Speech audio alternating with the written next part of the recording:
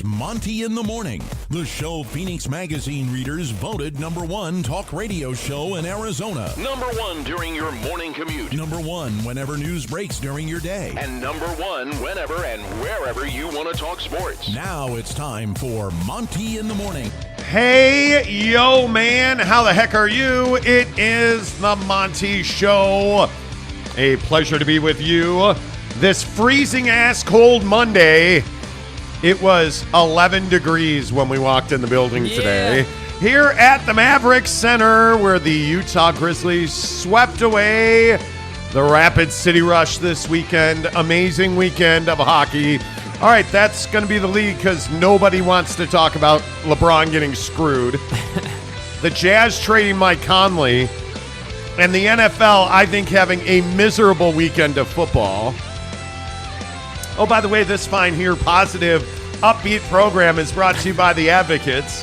TheAdvocates.com. When you need an attorney, TheAdvocates.com. And listen, if you were driving this weekend and you saw the snow, I saw all the accidents yesterday morning up on Parley's because there was a bunch of snow up there. If somebody was driving recklessly and they hit you, that's not your fault. You need an attorney. Don't trust your insurance company. I know I say it every day, but you can't trust your insurance company. They've got thousands of attorneys representing them. Who's representing you? The Advocates. TheAdvocates.com. Chat with an attorney live online 24/7. Good morning, young Jake. How are you? Doing well. How are you? Crappy as usual. I thought this was a really disappointing weekend in the NFL. Obviously, there was a lot of anticipation around these two conference championship games. I just didn't find them as compelling as I had hoped. Obviously, the Niners-Eagle game was a complete letdown. Yeah.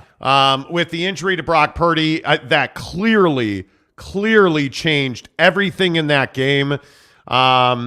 The Philadelphia Eagles absolutely romped to a victory in Philadelphia, as I think a lot of people thought they would. But I thought that was a really disappointing game. And frankly, I just didn't think Kansas City-Cincinnati was that well played of a football game. Yeah, I mean, I think that, you know, the Kansas City game was pretty good in the first half. But overall, I mean, yeah, like, this weekend of football was like more people are talking about officiating and like non-football stuff than they are talking about the actual game itself and like what happened in these games. And you know, and as far as the 49ers are concerned, this is what happens when you have one guy, a quarterback. I mean, with all due respect, like, you know, not that Brock Purdy played bad, but this is the risk you run in the NFL. But what do you mean one guy? I think he was their third string quarterback. Obviously, with Trey Lance going down, Trey Lance was never going to be the quarterback to take them, in my opinion, to take them to the promised land. Like, I just didn't think. What's up with the gray wall here? I don't know, man. Are you kidding me right now? Like, you can't have the gray wall of China. There we go. In the hair. Yeah. Wait, let's fix the hair. Yeah. I guess that's a little better. I don't know. But Trey Lance was never going to be the guy to take the San Francisco 49ers to the Super Bowl. I think we all agree with that.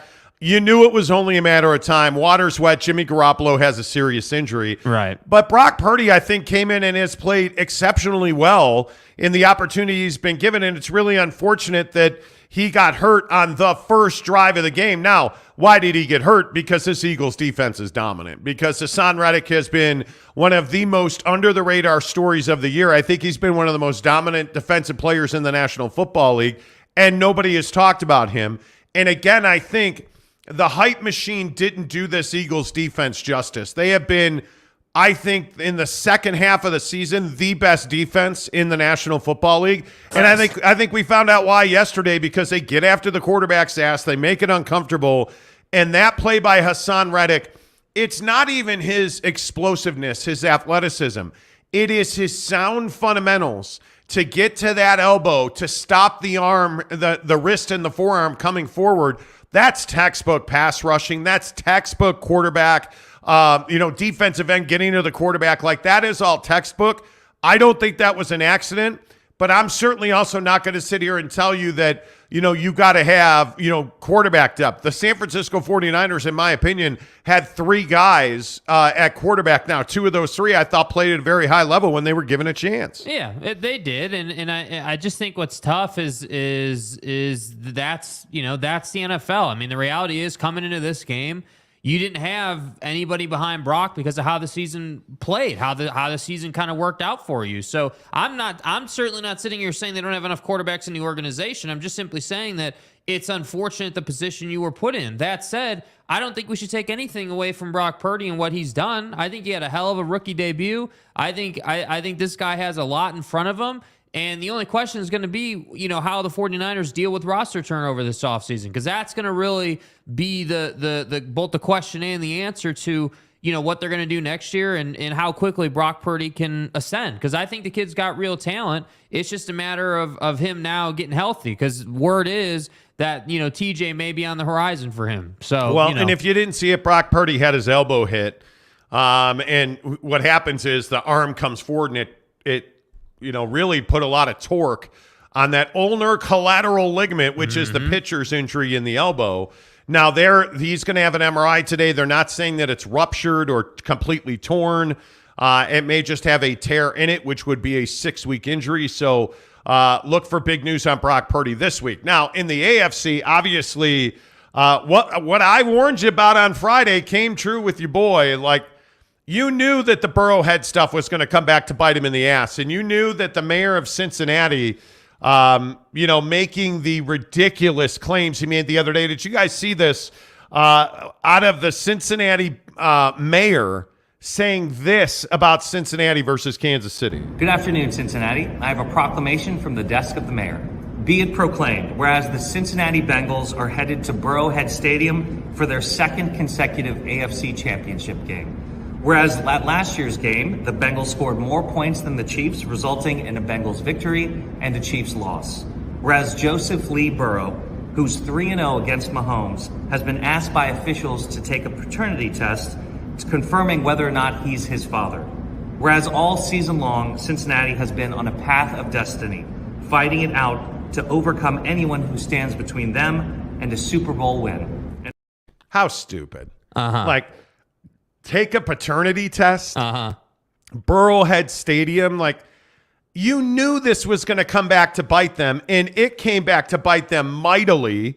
And then to commit that stupid penalty at the end of the game. Yes. When Mahomes is out of bounds and you hit him anyway. Like, I just thought that this was karma coming back to bite Smoking Joe in the ass. I warned you about your boy. You knew that the Kansas City Chiefs were not going to take kindly to Burrowhead. You knew that they were not going to take kindly to this stupid DNA test proclamation nonsense. I didn't even think it was funny. I didn't even laugh at that. Like, you knew that Kansas City at Arrowhead Stadium was going to come back to get them. I think this is exactly what the Cincinnati Bengals deserved. Yeah, I mean, you talk a bunch of junk and you lose, you're going to get a crow sandwich. This is what it is. I mean, that's what happens. I mean, obviously, no one said it was a good idea for them to do what they did, but they did it. And I think that the penalty there at the end of the game, who's to say what happens if that penalty is not committed? Obviously, the field goal would have been borderline at that point. But hey, it was committed, and now we're here. And to me, it's just this game was lost at the desk of the mayor in Cincinnati. I got news for you. I don't think there's any doubt. Dude, it was 2020 with 30 seconds left. It's not like they got blown out or anything. Right, dude. no, I'm not saying they got blown. Who said they got blown out? What I said was that you gave Kansas City at Arrowhead all of this bulletin board material. Maybe next time, shut up and play the game first. Then let's talk about doing DNA tests. Know your role and shut your mouth. I mean, seriously, how stupid was this? Uh-huh. And it by the way, Kansas City's a better football team than Cincinnati. Kansas City was more prepared. Kansas City had more guys making more plays. How many stupid penalties did the Cincinnati defense commit? Plenty. I mean, a litany. Cincinnati just was not ready to play a close, disciplined football game. And you know what? I just don't. I feel no sadness or remorse for Cincinnati. You made your bed by running your mouths. Now you get to watch Kansas City go to the Super Bowl and get their ass kicked by Philadelphia. Because this is my issue with Joe Burrow. And we talked about this, and I know you want to fillet the guy, and I totally get it. He's the greatest quarterback ever. Joe Burrow needs to stop talking and go win something. Joe Burrow has won nothing, and yet I'm him. Oh, yeah, I'm the dude. Hey, cool, bro. But what you're not is a Super Bowl champion. And what you're not is, getting your name hung on stadiums in other cities. This is one of the most, I'm not going to say gratifying or satisfying.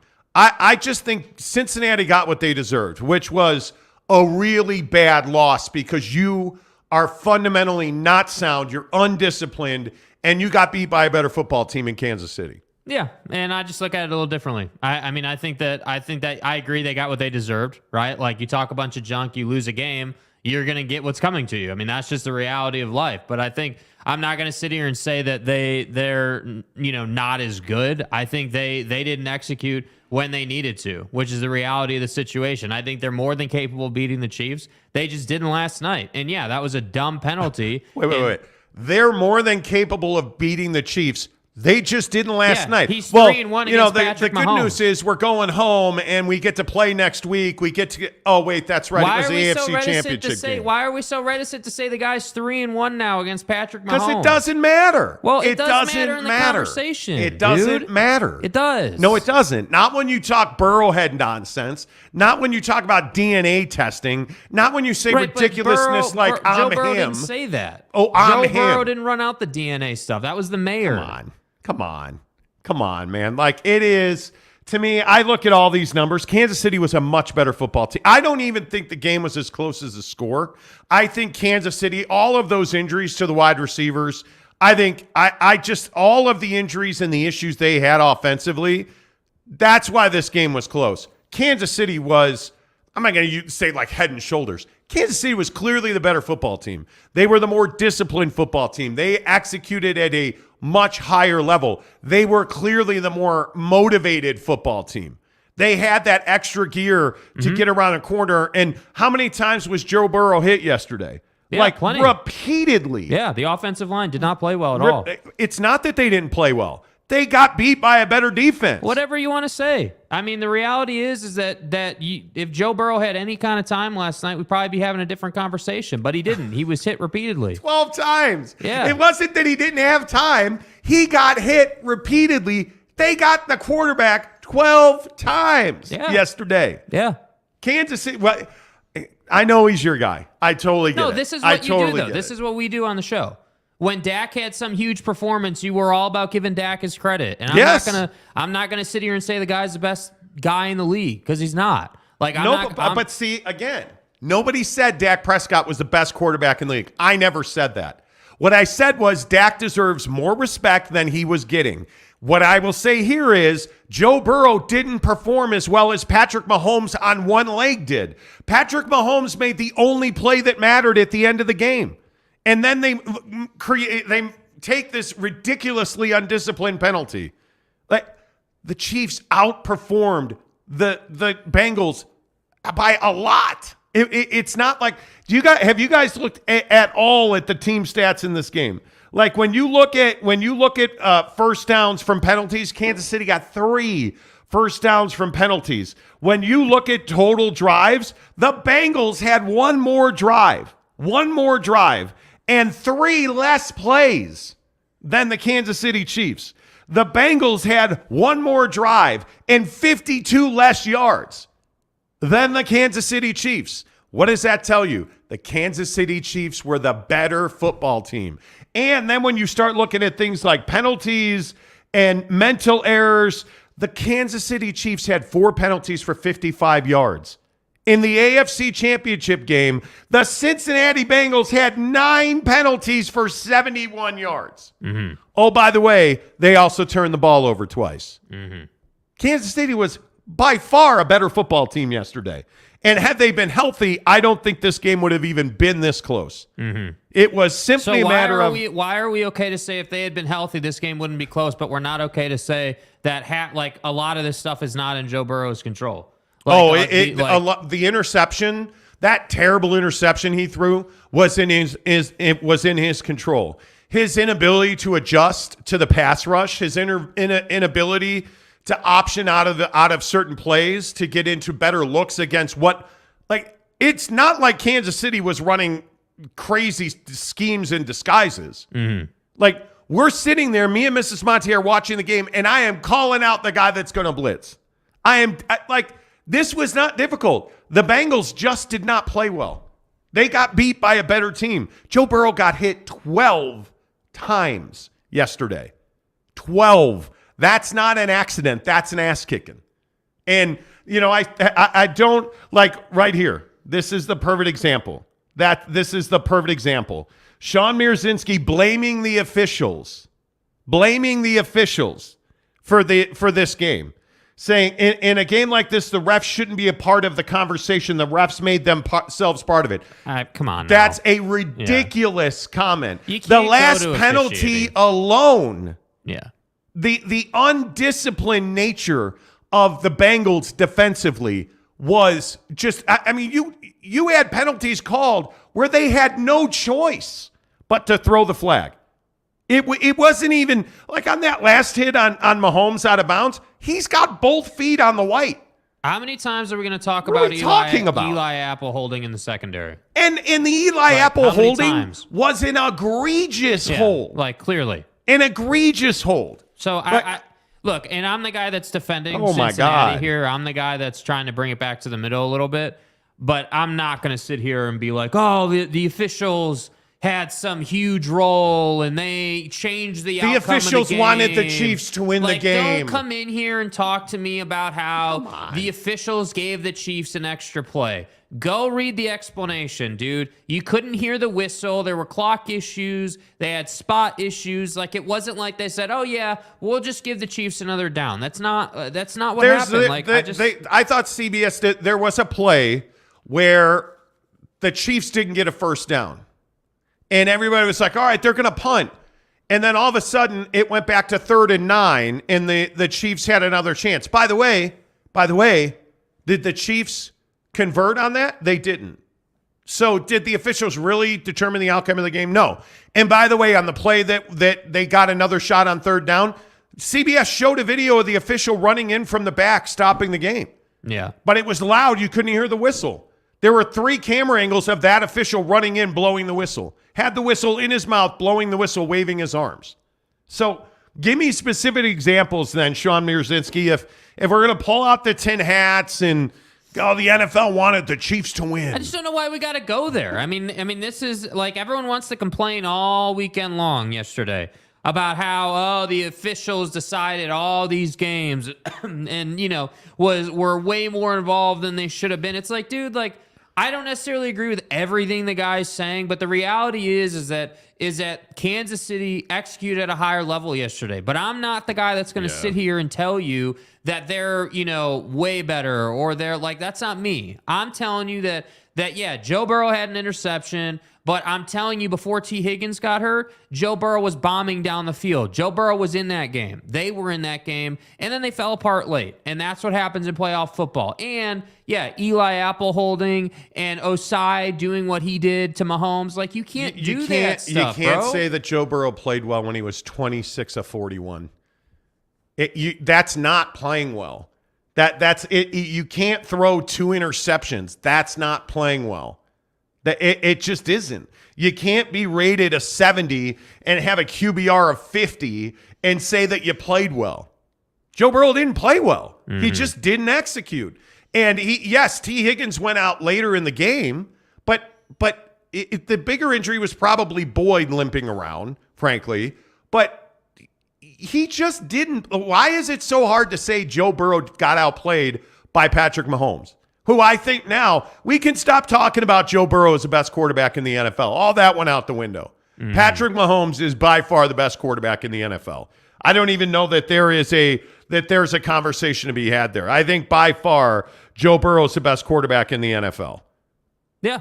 Excuse me, Patrick Mahomes is by far the best quarterback in the NFL. Yeah. I mean, it's not close. I think he had a great performance. I think playing on one leg like that, I think, what he did playing injured, I think that's, the stuff of legends. I think that's clutch stuff from him for sure. And he deserves a lot of credit for that. That Valdez-Scantling had 6 for 116, and you had all these other guys like Juju Smith-Schuster, Kadarius Toney, like Sky Moore, like how many of these guys went out hurt? And then he just tunes up Marquez Valdez-Scantling, 6 for 116 and a touchdown. And the game that Travis Kelce had, that's the guy we should be talking about today. 7 for 78 and a touchdown on 8 targets. He caught 7 of 8 balls thrown to him. Arrowhead my ass! I mean, the guy's unbelievable. I just have I have a lot of respect for what Kansas City did. Andy Reid, I don't know what else can be said. I really hope that Andy wins another Super Bowl. I don't think it's going to happen. By the way, the Eagles are a 2-point favorite. But I think that, in my opinion, I think the Eagles are going to win that game. The number is oddly low at 49.5, so we'll see how all that plays out. But let's get your thoughts on the NFL yesterday. Again, I will just say I thought yesterday was a disappointing day of football. I thought that Eagles-Niners game came apart after Brock Purdy got hurt. Yeah. That Niners defense kept them in the game. I thought it was much closer than the final score. But yesterday was a disappointing day of football, in my opinion. Kanai Johnson first one in. Don't worry, Kanai. We'll get to Jazz Trade Talks. Good morning to you. Gage Carter, who's a member. Good morning to you. Louis Capazzo says, morning. How was the weekend? The weekend was all right. NY Monty fan says, yes. Good morning, fellas. Let's get it today. Good morning. 13 degrees in Provo. Provo Cougar fan said. Yeah, I was 11 in the car this morning. Teddy Wayman says, morning, guys. What's up, Teddy? Teddy's going to have to come do my shower because my master bedroom shower is not well. It's not good. Right now, my grout's coming out. Lee Christensen, what's up? What's up, Maury? Sean Mirzinski again says, the officiating in the Chiefs game told me all I needed to know. Like what? Like, give me specific examples. Like what? What are specific examples of how the officials threw the game in favor of the Chiefs? I'd love to understand that. I'd love to understand it. Kanai says, it's trash talk before the game. You have to love it. 3-1 against KC is amazing. Yeah, that's great, except, the one loss now is the one that hurts the most.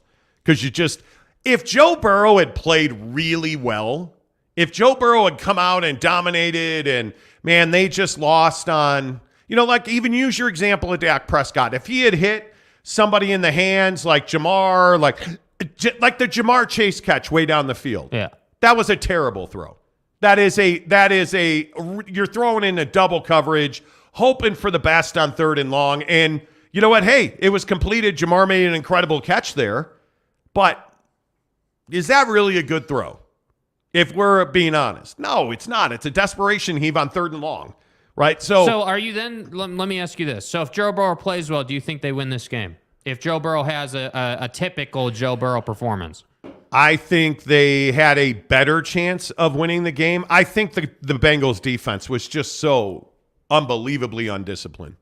They have got to replace Eli Apple. Yeah. The guy week in and week out kills them. I mean, how many penalties is Eli Apple going to take just like that one? I guess where I come down on this game for Joe Burrow is, he didn't play well, and they still only won by 3 points.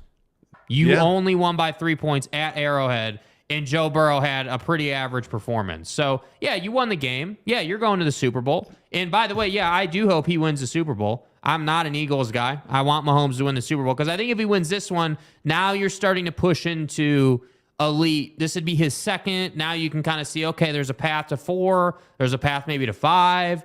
How are we so diametrically opposed on this game?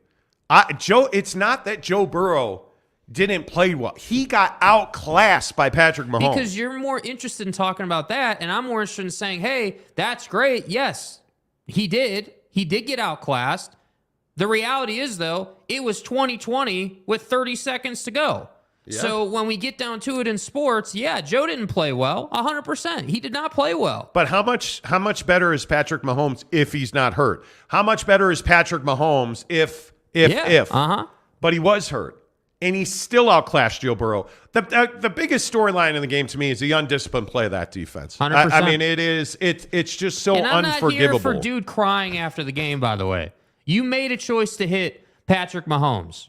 Like, and I get it, he didn't crush Patrick, but you pushed him. You committed a penalty. Like, it's black and white. It's clear. Yeah, so many people were like, oh, I feel so bad for – I don't feel bad for him. Like, how long have you been playing football? You know, and this guy is, what is he, a defensive end, I think? No, or he's a linebacker. Or a linebacker? Like, you can't do that.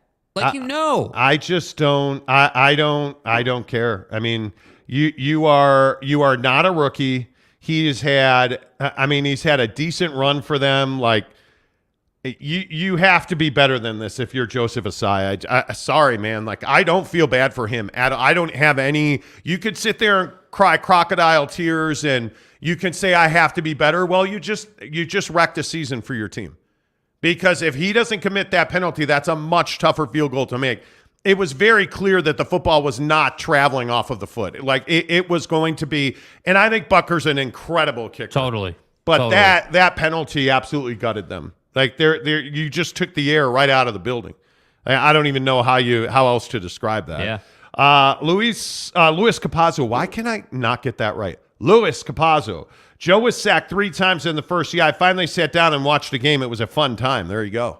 There you go. Congratulations. I didn't think, on this whole question of, like, how was the weekend for football, the 49er game, or I guess I should say the Philly game, was boring as hell. Huge for obvious disappointment. Reasons, right? It's not that it was boring, but my point is that was a hugely disappointing game. Yeah. Because you want to talk about ifs, ands, buts.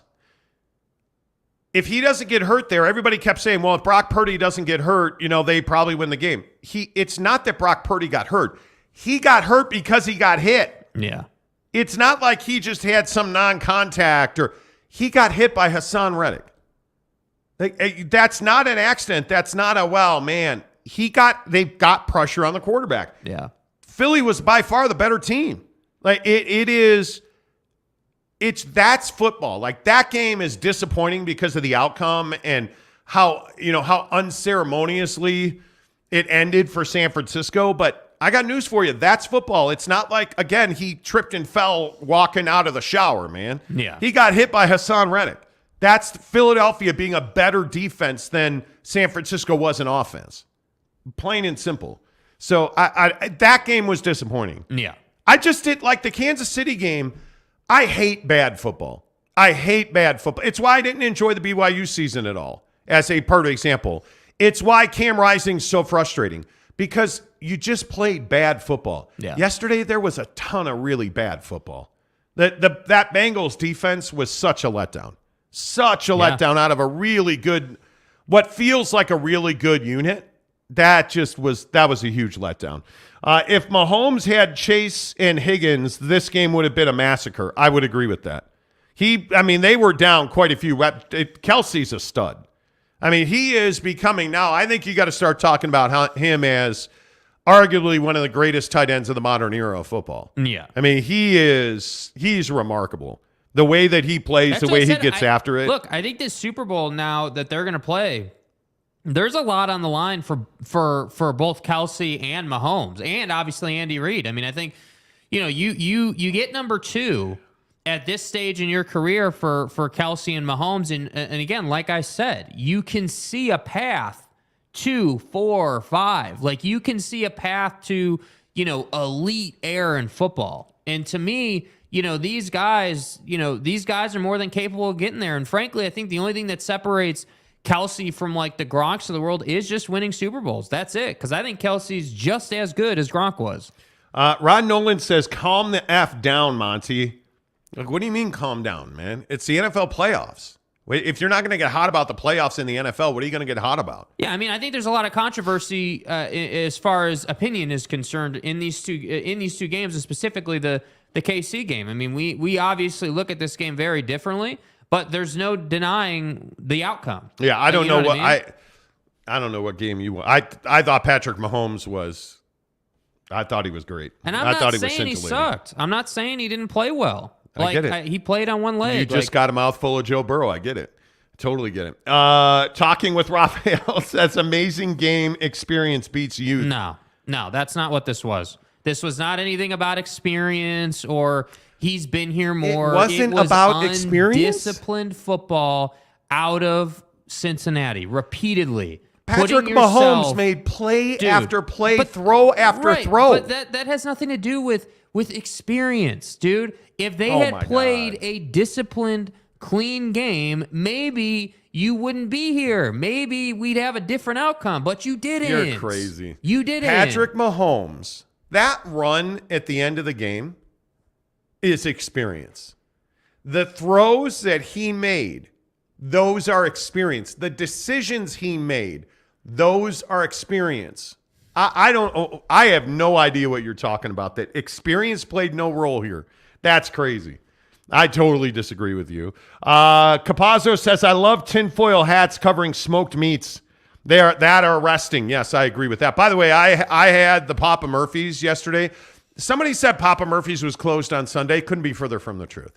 Couldn't be further from the truth. The marinara meatball, oh my God. Trust me when I tell you the marinara meatball, they were open for it yesterday. Troy Cushing says, good morning, Monty and Jake. Great games this weekend. Okay. Talking with Raphael says, it's great experience for Joe. We will see if he grows from this game, but most importantly, we will see if the Bengals are going to make the adjustments. I think this is a huge moment in time for Joe Burrow because I think he just underperformed yesterday. I don't know how else to. I've seen a lot of football in my life. I've seen a lot of quarterbacks in big situations, and Joe usually performs very well in big situations. He didn't play well yesterday. And again, I don't disagree that the defense was a big deal, but what did we learn yesterday about the NFL? You have a quarterback or you don't. And I know you guys are tired of hearing me say this. The elite teams have quarterbacks. I look at, again, let's go back to Dak Prescott. I look at Dak Prescott. He's not an elite quarterback. Kellen Moore, we're going to talk about here in a couple of minutes. Kellen Moore got whacked as the offensive coordinator. Why? Because I think they're disappointed that Dak threw 15 interceptions.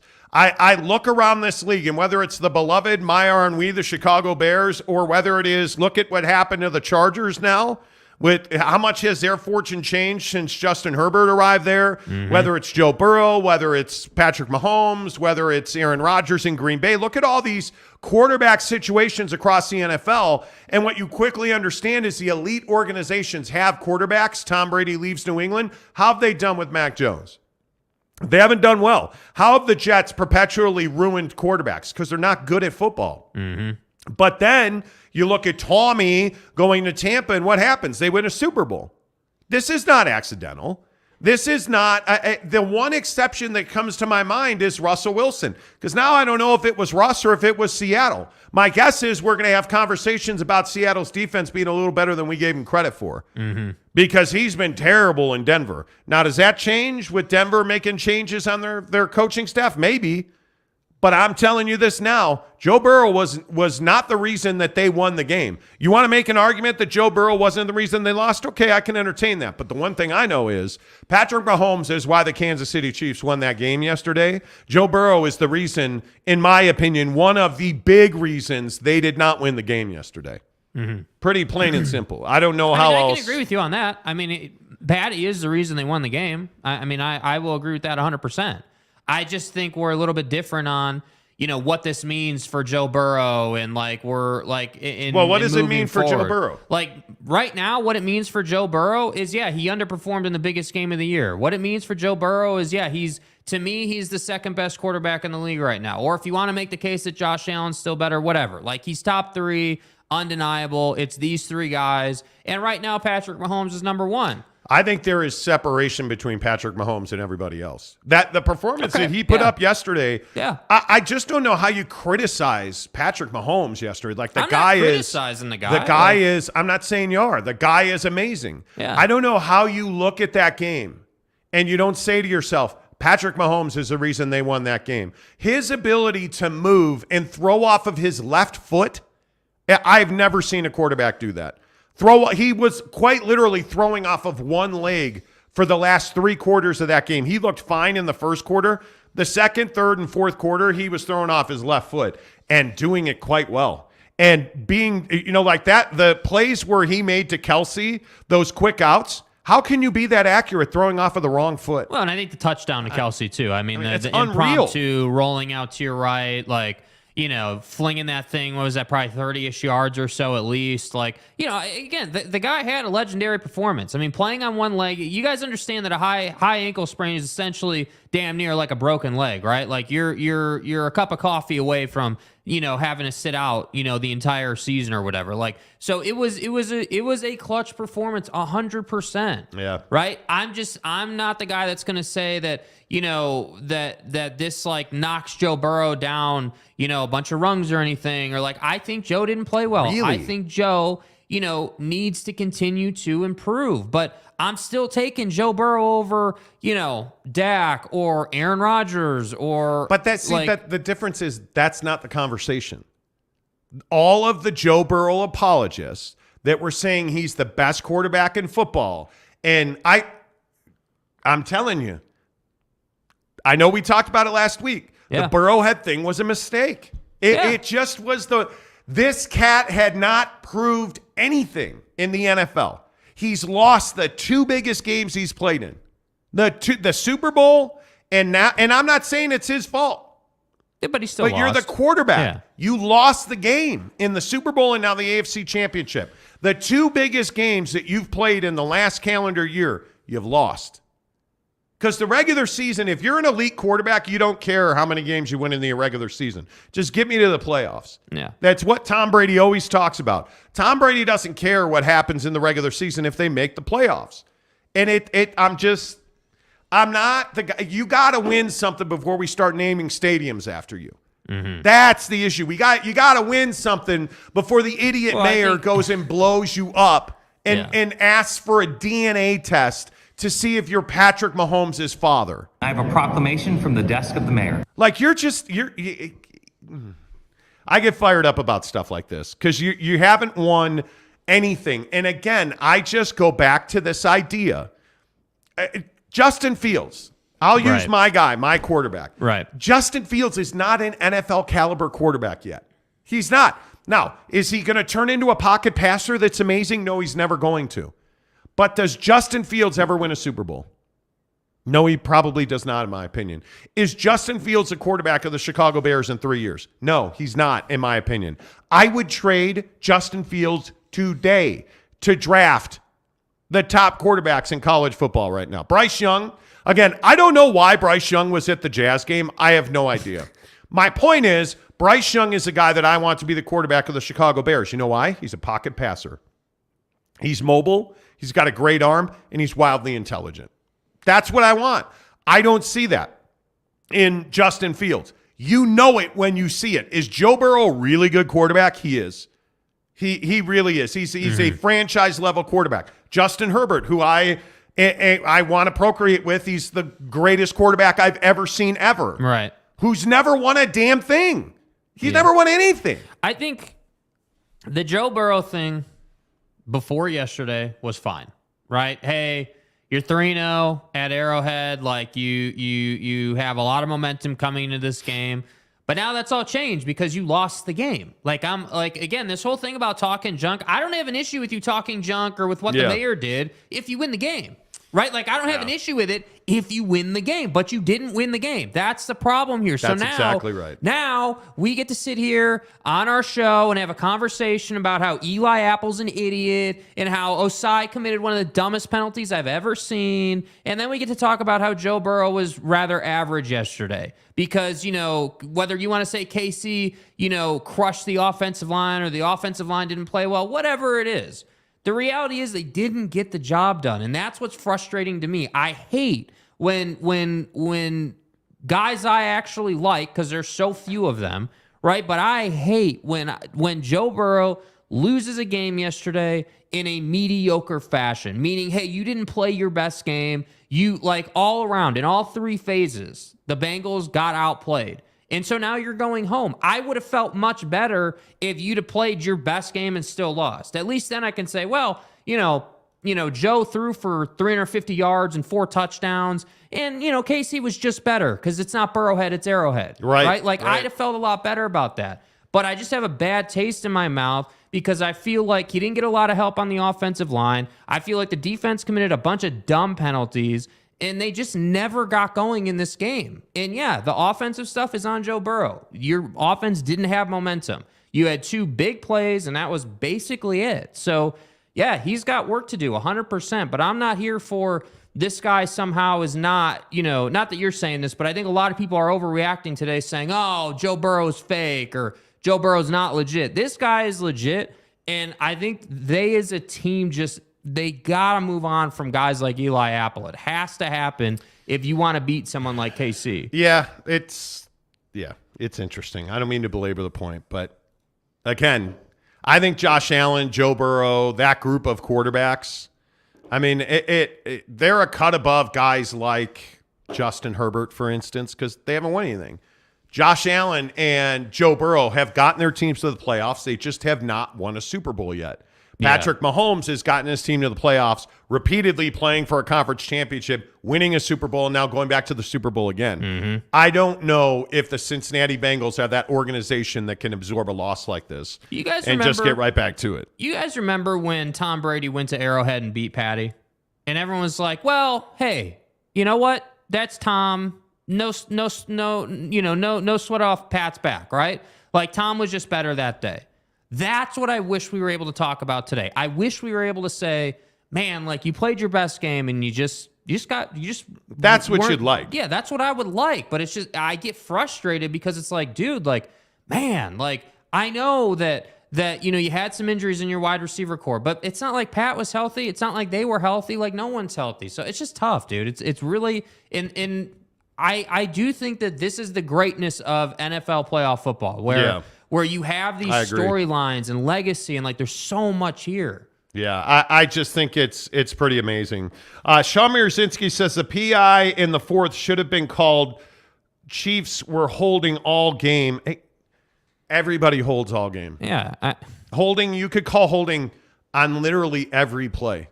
This is the LeBron, and we're going to get into this LeBron officiating thing. Yeah. Josh Loverin last night, I was talking about how the officials in the NBA, I mean, there's got to be repercussions that they issue this apology, whatever. And Josh Loverin comes in and is like, oh, well, LeBron traveled on the play. First of all, no, he didn't travel. Second of all, what has that got to do with the fact that Jayson Tatum fouled LeBron and they didn't call it? And then immediately issued an apology and talked about how bad that call was. What's that got to do? Everybody in the NFL holds. Is it holding if they don't call it? It's not. Is it traveling if they don't call it? It's not. Not that LeBron traveled on that play, but in the NFL, you could call holding on the offensive line every single time. Yeah. Every single time. He said the Chiefs were holding all game. Even on the last play, there was a blatant hold that they missed on the Mahomes hit, which I agree with. That was a fair call. Holding in the NFL, it's every game. Yeah. It's every game. You cannot call it every single time. It's not whether people are holding or not. Just so we're clear, they hold on every play. It's how egregious is the hold. There's a line. Yeah. Let's see. Lopes Fan Gabe says, bad take guy will always make officials part of the conversation, whether it's warranted or not. Yeah, I totally agree with that. It was not one play that kept Kansas City in position to win this game. Yeah. It was not. It was that Joe Burrow didn't execute, and the defense continued to blow its feet off. It really is that simple, because you had a Kansas City offense that didn't have its weapons. Like, Pacheco was probably their most valuable weapon outside of Kelsey, who made big play after big play, right? You had a Mahomes on one leg. You had a receiving core without its best receivers. So the game was only this close because, in my opinion, Joe didn't execute, and the defense just was so dumb. I mean, the holding call on Eli Apple is unforgivable. And he knew what he was doing. To reach around a guy's shoulder pad like that. There are ways to hold in the NFL and not get called. Like the PI on the sideline there. That's clearly pass interference. One, you were there 2 steps before the football was. 2, you had your hand on the guy's waist with the official looking directly at you. They are reflexive.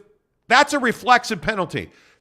And what that means is, hey, the guy, like on the offensive line, a reflexive holding call is you're outside the guy's pads, right? Like you're not here as an offensive lineman. You need to be inside. You're outside. Reflexive, the official sees that the jersey is being pulled, that he's going to throw the flag. Yeah. They don't think about time. They think about what they're seeing. And it's, by the way, it's an incredibly tough game to officiate, the NFL. So, yeah, I don't know. Capazzo says, talking about food, I cooked a chuck roast on the Pit Boss yesterday. Very tasty. Boy. Chuck roast sounds great. Chuck roast sounds great. Tyler P says Mahomes couldn't run and had 0 receiving help other than Kelsey and still won. Because that's the difference. Guys like Patrick Mahomes will their teams to victory. Guys like Joe Burrow aren't ready to do that yet because it's not his team. Mm-hmm. It's not his team. And that's why when you hear things like Burrowhead, and that's fun and it's unique, and you don't say that before the game. You beat the Chiefs at Arrowhead, and then you say it. You call it Burrowhead. Yeah. For my money, that I just think that's the way you got to do it. Kanai says, if trash talk before the game, you have to love it. 3-1 against the Chiefs is amazing. It is. 3-1's great. Except now you've not all the games are created equal. That's the problem. This is the AFC Championship game, and that was like week 2. Bro, like, come on. Yeah. I don't, That's just me, though. That's what I say. No, Lewis, Jordan didn't push off. Okay. Overall, the Bengals defense played well until the latter part of the game. Okay. Are we all watching the same game? Am I just way off on this game? And I'm open to the idea I'm just way off on this game. I don't think the Bengals defense played well in any phase of this football game. Yeah, I think you have to define well, because I don't think they played well. I mean, they didn't even cover. Did you see the kick coverage at the end of the game? Again, I mean, there are so many examples of hero football on that Bengals defense. All you have to do is stay in your lane.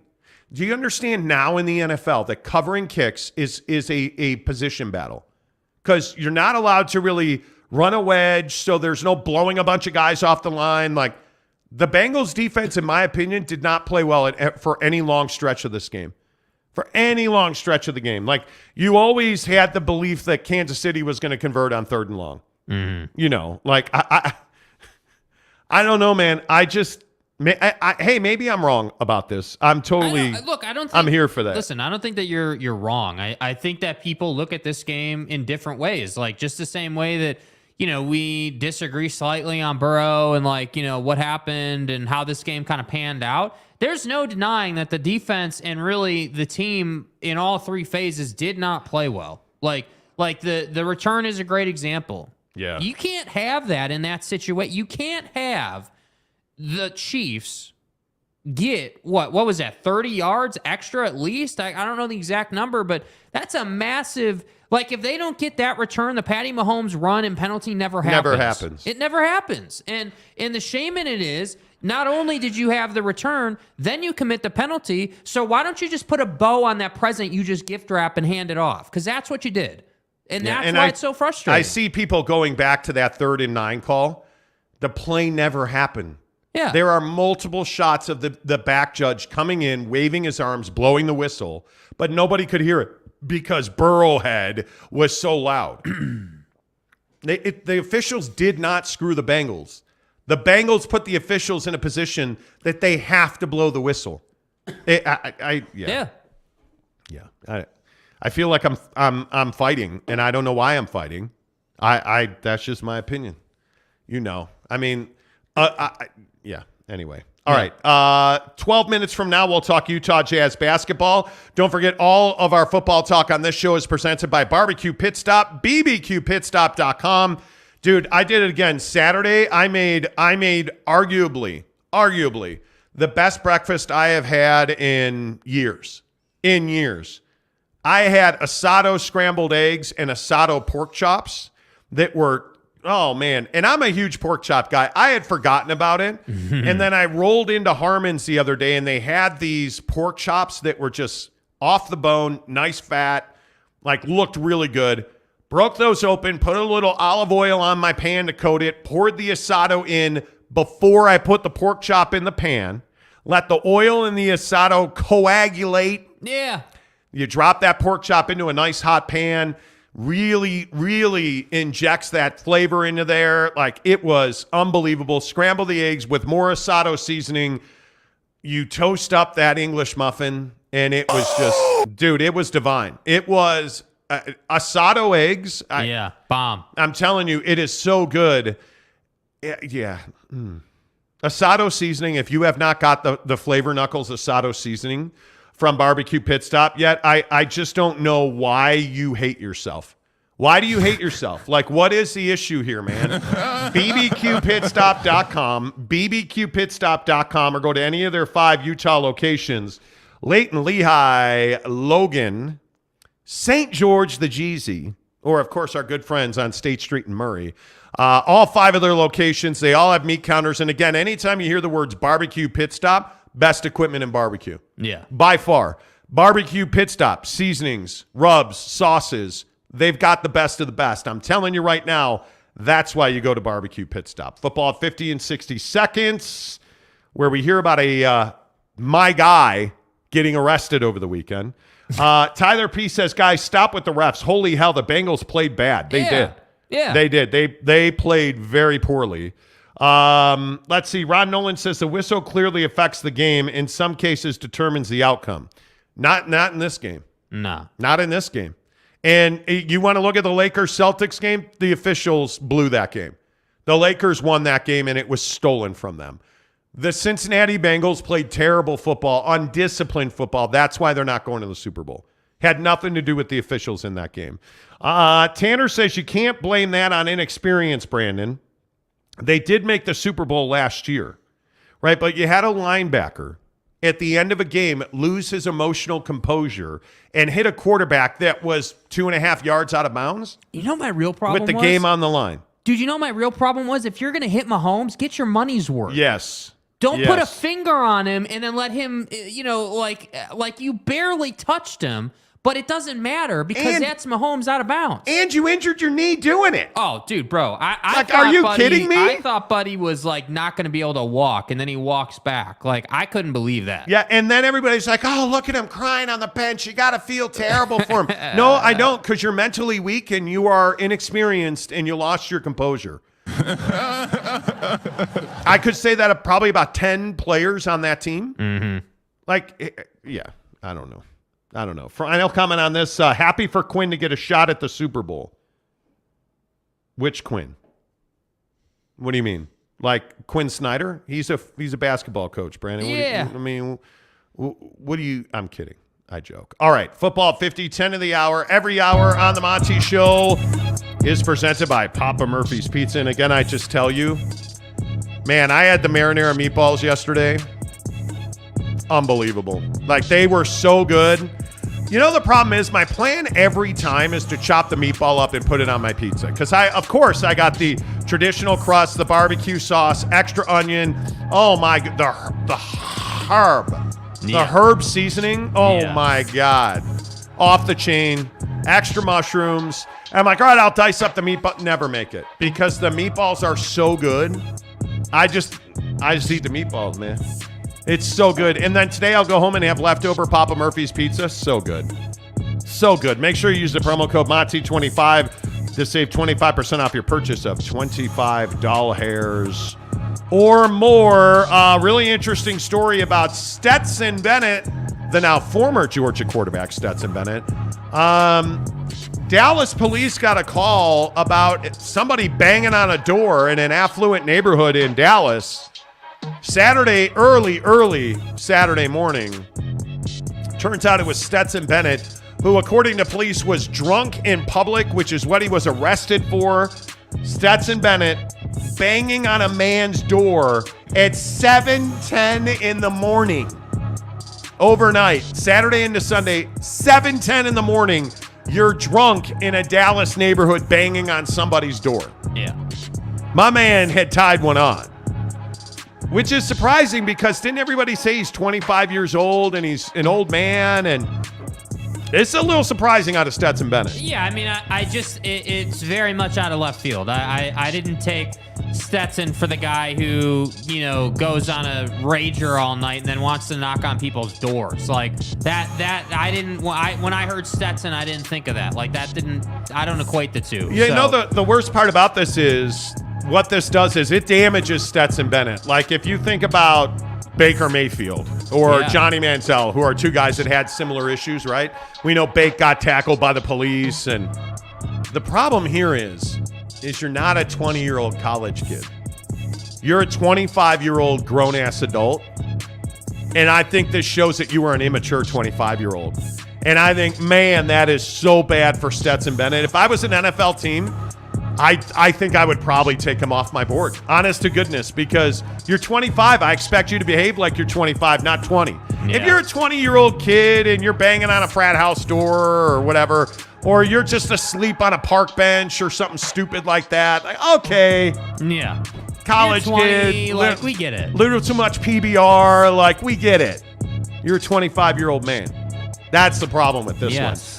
Problem for Kellen Moore in Dallas is that he stayed in Dallas too long because Kellen Moore fired by the Cowboys. Oh, I'm sorry. They mutually agreed to part company.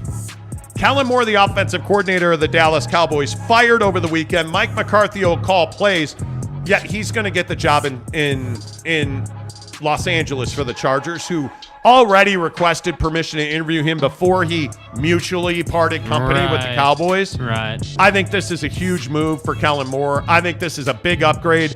I'd remind you, please go look at the Dallas Cowboys offense under Kellen Moore when you're top four out of the 5 years he was the offensive coordinator. Kellen Moore is not the problem in Dallas, and I think he's absolutely going to help my guy, the sex machine, Justin Herbert, in San Diego, who plays in the Rams Stadium in Los Angeles.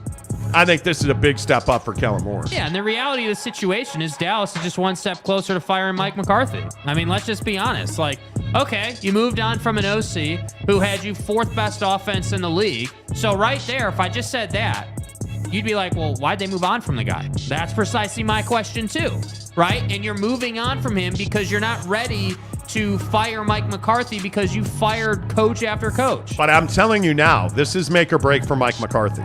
Yeah. If you're going to have Fathead call plays, you better win. You better win. Like, it is that simple. It's all on Mike now. It's all on Mike McCarthy. Period. Point blank. End of story. They're going to win or lose with Mike McCarthy. Yeah. I believe that they will probably be very similar to the same team because I think Mike McCarthy's an offensive genius. But they have got to remake that roster and that salary cap. Yes. And he may be a casualty for that. Honest to goodness, he may pay the price for that more than anything. Adam Schefter, ESPN. NFL Insider says that the Green Bay Packers are ready to move on from Aaron Rodgers and his $59 million cap number. Dude, come on. But see, I don't know if Aaron Rodgers is ready to move on from the Green Bay Packers. Remember, he said this on PMS Live. I think when you say never, things happen that you say never to. So, listen, I came back and really wanted to finish my career in Green Bay. Do I still think I can play? Of course. Of course. Can I play at a high level? Yeah. The highest. I think I can win MVP again in the right situation. Right situation, is that Green Bay or is that somewhere else? I'm not sure. But I don't think you should shut down any, opportunity. Like I said, during the season, it's got to be, both sides, like actually wanting, to work together moving forward. And I think there's, more conversations to be had. Both sides actually wanting to work together and move forward. Well, according to Adam Schefter, that's not what the Packers want. They want to get rid of Aaron Rodgers, who also told Pat McAfee Live, by the way, that on Aaron Rodgers Tuesday on the Pat McAfee show, that he would also take a pay cut. He's got a $59 million cap hit. even if they trade him in the summer, he's still going to cost them $15 million not to play there. Yeah. So we'll see. I don't know. I think it's the price you pay for having Aaron for so long. And look, I understand the guy is, it's Aaron Rodgers. Like, there's a certain prestige that comes with that, and there's a certain level of performance. But at the same time, I don't think your football team is healthy. Like, in terms of organization, money, setup, like you got to refresh that. You got to retool the quarterback position. Make sure you use the promo code Monty25 after you download the Papa Murphy's Pizza app. I did it yesterday morning. Put that order in it. I'm sitting on my bed getting ready to go work out. Mrs. Monty's like, hey, it's football. We got to get Papa Murphy's. I'm like, done, dude. Ordered it at about 6:10 yesterday morning for a 12:30 pickup because they don't open until noon on Sunday. Picked it up at 12:20, ready to rock and roll. Got the pizza, got the marinara meatball. Have you had the marinara meatball yet? At Papa Murphy's, we do more than just pizza. We do meatballs and marinara. Papa Murphy's does meatballs? Oh, I think you mean I do the meatballs and marinara? And how do you do it, Dad? How do I do it? How do I do it? Oh, well, we do it with savory ground beef Covered in tangy marinara.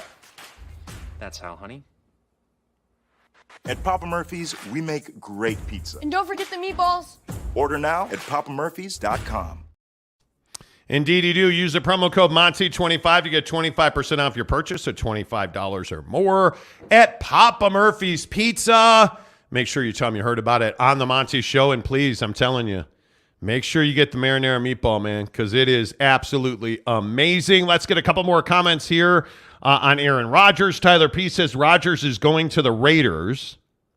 I think Tom Brady's more likely to the Raiders. I think Aaron Rodgers... I could see Aaron Rodgers going to Tampa. I could see Aaron Rodgers... This New York Jets conspiracy theory about Aaron Rodgers is very interesting because it doesn't make a lot of sense for Aaron Rodgers to go to the New York Jets. That's not a team that's on the precipice of competing for an AFC championship. That doesn't make a lot of sense to me. It doesn't make a lot of sense. Like, I could see him going and replacing Joe Burrow because Joe Burrow's just not a good quarterback. Anyway, my point is Aaron right I now? could see Aaron Rodgers going to a place that's a quarterback away. Frankly, right now, I could see Aaron Rodgers going to San Francisco. That makes a lot of sense to me because I think Brock Purdy... If I'm the 49ers, I need a proven guy now. Yeah, like, I can't 100%. Be playing my fourth string quarterback in a NFC championship game. And for everything that Aaron Rodgers is not, which would include an NFC champion anytime in the last 86 years. I'm for real. You know, I think they won that Aaron Rodgers Super Bowl while Fathead was wearing a leather helmet. Right. I am not a Mike McCarthy fan, but it's what? Fun. My point is, I could see Aaron Rodgers going to the 49ers. I could not see him going to the Raiders. That feels awkward to me. Eric and Raleigh says Aaron Rodgers wants to do anything he wants to do, and the Packers coaching staff said no. I agree with that. Yeah. They need to move on. And not to belabor the point, but again, good teams make good quarterback decisions. Bad teams, like the Packers have been, make bad quarterback decisions. And it's not, bad is a strong word. Mediocre teams like the Green Bay Packers make bad quarterback decisions. Yeah. You've been mediocre because you let Devontae Adams go. You've been mediocre because you've been spending all this bread on Aaron Rodgers when Aaron Rodgers hasn't been what's right about the Green Bay Packers for 5 years. And I know we've talked about it ad nauseum on this show. He's been mediocre for 5 years. Oh, MVPs. What does an MVP matter? Well, to Aaron Rodgers, I think it matters a lot. Problem is, to the Packers, it doesn't mean a damn thing. Yeah. What it means is he makes more money and you don't win Super Bowls. Right. They need to move on from Aaron Rodgers. Period, point blank. Again, not to argue with you again, Jared Goff's not a Super Bowl caliber quarterback for Detroit. You want to win you want to win a Super Bowl? Go get an elite quarterback. Mm-hmm. The Chicago Bears will never win until they get an elite quarterback, let this sink in. The Chicago Bears have never had the best quarterback in the NFL. Not one single time. Yeah. Not one time. Go back through their history. Show me where they've had the best quarterback. Show me where other than Walter Payton, when have they had the best running back? When have they had the best wide receiver? When have they haven't. And that's why they've been so just plain and simply bad. It's why Detroit's been bad. It's why the Bengals had been bad. And then, what turned the Bengals around? Well, Carson Palmer and now Joe Burrow. Joseph Lee Burrow. That's what turned the Bengals around. What has turned Tampa around? Tom Brady. This is not rocket science. Yet so many NFL teams can't get it right. Yeah. Can't get it right. Eric in Raleigh says, I want Aaron Rodgers sponsored ayahuasca pizza from Papa Murphy's. Let me know how that works for you. Brandon Butler says, Brock Purdy is the Jeremy Lin of the NFL. Nice story. Won't be in the league long. I disagree. Well, we're about to find out. Well, yeah. Let's see what this MRI comes up with. Because if he's got a ruptured ulnar collateral ligament in his throwing elbow, his career's probably done. Because you don't come back from that, and he would have to come back after that surgery and play elite level football. Because the 49ers are not going to hang around and wait for Brock Purdy's elbow. No. They're not going to do that, in my opinion. Boyd Lake says the Packers don't want to send AR to the NFC. They don't have a choice. He's going to make $59 million. If Aaron Rodgers was smart, he would not renegotiate his contract. Not until he got traded. And then you renegotiate it. Make them cut you. Make them cut you. Because nobody's trading for a $59 million cap hit. Yeah. Nobody. So Aaron Rodgers is in control here, not the Packers. Yeah. Because if he reports to the Packers next year, they owe him $59 million. It's guaranteed in his contract. He's getting $59 million unless he chooses to renegotiate that. Yeah. So, you know. San Diego State says, and Tom Brady to the Raiders is not awkward. Oh, it's awkward. But I think the thing is, look at how Tom has transformed the Tampa Bay Buccaneers. From back to sticky fingers crab guy. Or Jameis Winston, thank you. You forgot that Jameis Winston was a Buck. Like, you leave all that behind when Tom Brady shows up and you're contending for the playoffs every year. You're contending for a Super. The expectation went from he's going to steal crabs at the Publix to we're going to win a Super Bowl. Do you understand how transformative a talent like Tom Brady, even at 63 years old, Tom Brady, is still a transformative. He's not 63. That's right, T. But even Tommy, at this late stage of his career, transforms the expectation. Yeah. So you understand why the Raiders would go and get him. You put Tom Brady on the same roster with Devontae Adams, you don't think you're a better football team. Dilly. Come on, man. Yeah. Come on, man. That's how I view it. I am very, very, very heavily married to the quarterbacks in the NFL. Because I just think the Trent Dilfer Super Bowls are so rare. Mm-hmm. They are so rare. I more point to mediocre quarterbacks collapsing under the pressure. Donovan McNabb. Everybody wants to say, oh, Donovan McNabb's an elite quarterback. Holy cow. Yeah, that was really cool, him throwing up on the field at the Super Bowl. I mean, that was unbelievable. I mean, the way that he was able to projectile the chunky vomit through the face mask, that's elite level stuff, man. Yeah. Just diagnosing what the face mask is trying to do to your stream of vomit. I mean, that's the stuff of legends. It's internal. You see what I'm saying? Like, how many of these guys do we have to point to? Like, the funny thing is, I can tell you exactly what's wrong with football teams, the quarterback. I can tell you exactly what's right about the Kansas City Chiefs, the quarterback. Why didn't Carson Wentz get the Philadelphia Eagles to the Super Bowl? Because he's always hurt. And then, Nick Foles. You just need Nick Foles is a brutally average quarterback. All you needed was a guy to make a throw or two. Now you have Jalen Hurts, who's injured, clearly not the same guy, but doing more than enough to get you there. Yeah. Look at when you have the caliber of wide receiver, they just throw the ball up and let Devontae Smith go get it. Yeah. Do you know how many teams don't have a quarterback who understands that? Just don't come out here and kick us in the nuts repeatedly. That's all I'm asking you to do, Justin Fields. Just don't turn around and take that spike and put it through my bag repeatedly. But so many quarterbacks do it. Yeah, they do. I mean, that sounds kind of graphic. I mean, Brandon Butler says, Tom is smart enough to choose a contender. He's not going to choose the Raiders. Are the Raiders a contender without Tom Brady? Probably not. But you also got to remember, Josh McDaniels was his offensive coordinator for all those Super Bowls. That's not nothing. That's not nothing to me. So, and all of a sudden when Tom Brady's there, now I'm going to go ahead and say that you can spend a little more on your defense. What's up, big bro? Because he makes people better. Yep. Tanner Plummer says, I agree with you. McNabb wasn't elite, but he also wasn't mediocre. He was good, very good. He was not very good. He was not very good. Ron Nolan says the backlighting of that vomit toss was like a golden stream of bat pit parking. Okay. You know. Okay. Just saying. Final comment on this. According to Sport Track, if the Packers cut Rodgers before June 1st, the dead cap hit is, well, because then you're on the hook for both years. Bro. So that's why they have to wait until the summer to either trade or cut him. Bro. Yeah, it's a huge. But again, and I'm not trying to tell you, as Tanner loves when I do this, I'm not trying to tell you how right I am all the time or that I'm super sexy. Because I am and I am, right? I mean, those are just facts of the case. Right. We warned you when Tom Brady signed that contract, they would come back to regret it because they're not going to win with him. Aaron Rodgers, I'm sorry. I said Tom Brady. You're not going to win with Aaron Rodgers signing that contract. Where is Aaron right now? Like, oh, he won 2 MVPs, though. He wasn't worth the money. Tell me today, well, he won 2 MVPs, though. You really think Aaron Rodgers earned that contract? Do you think I've been immunized. You think he's lived up to that contract? You truly believe that? No, he hasn't. No, he hasn't. No, he hasn't. Anyway, all right. Woo! I feel better. How about that for 70 minutes of power NFL fighting? Yes.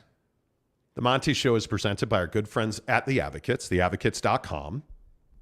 Good morning. Have you been to theadvocates.com yet? Just do me a favor. Go to theadvocates.com and just check out their website, no matter where you are. By the way, and I promised him I would do this. We ran into a guy I had an awkward bathroom moment yesterday at Harmon's. Oh my God. My guy Brandon in the pisser at Harmon's. Just stop right there. Look, I like talking to people. I really do. I like talking to people, and this was a 12-second interaction. I am standing at the urinal taking a leak. Right. So I got the boys in my hand, right? But you're not pants down your ankles guy. You're not that. No. Vibe. I had worked out, so I had on like a sweatshirt, a vest, and some shorts, some Nike shorts. Okay. Fire-ass pair of J's, like the normal. Right. And so he comes out of the stall in the bathroom in Harmon's. He's like, oh, are you Monty? Hey, guys. And what I wanted to say and I didn't say is, hey, man, let me go ahead and put Big Boy away. Then we can talk about this, man. Donnie, you're out of your element. So there's two. I'm at the Harmon's at District. The bathroom's up front. There's 2 urinals in this stall off to the right. Yeah. And I, with all due respect, dude was putting one down in the stall. Because it was unpleasant in the room. Oh, my God, dude. But he comes out of the bathroom. He's like, oh, hey, are you Monty? I'm like, yep. That's me. And so, I finished, putting lemonade into the plumbing system. Right. I strapped back up and stuff. Right. And he's like wanting to shake hands. I'm like, nah, dude, not here, not now. Right. And so he goes and washes his hands. He's like, I love the show. You guys are great. And he said something at the end. He's like, can you help me with my girlfriend too? Thanks so much. I love the show. No. I was like, all right, man. Peace out. That was it. It was an awkward. No, I'm not shaking. Listen, when you didn't shake the hand, was the energy awkward at that point? No, it wasn't. He went right into, I love the show, and just not in the bathroom, man. Not in the bathroom. Like, I appreciate you shouting it out. That's an awesome story. Brandon Butler's like, it wasn't me, dude. Trust me, I know. Trust me, I know.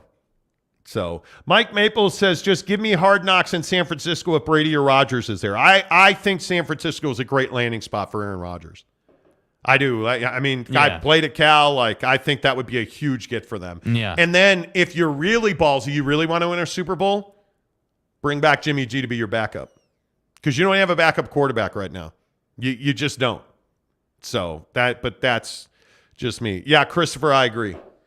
In the bathroom, not good. Again, we say hello to people all the time. Like, we had so many people come up to us at the Grizzlies on Saturday, like Friday night, Saturday. Like, I'm all here for it. I love talking to you guys.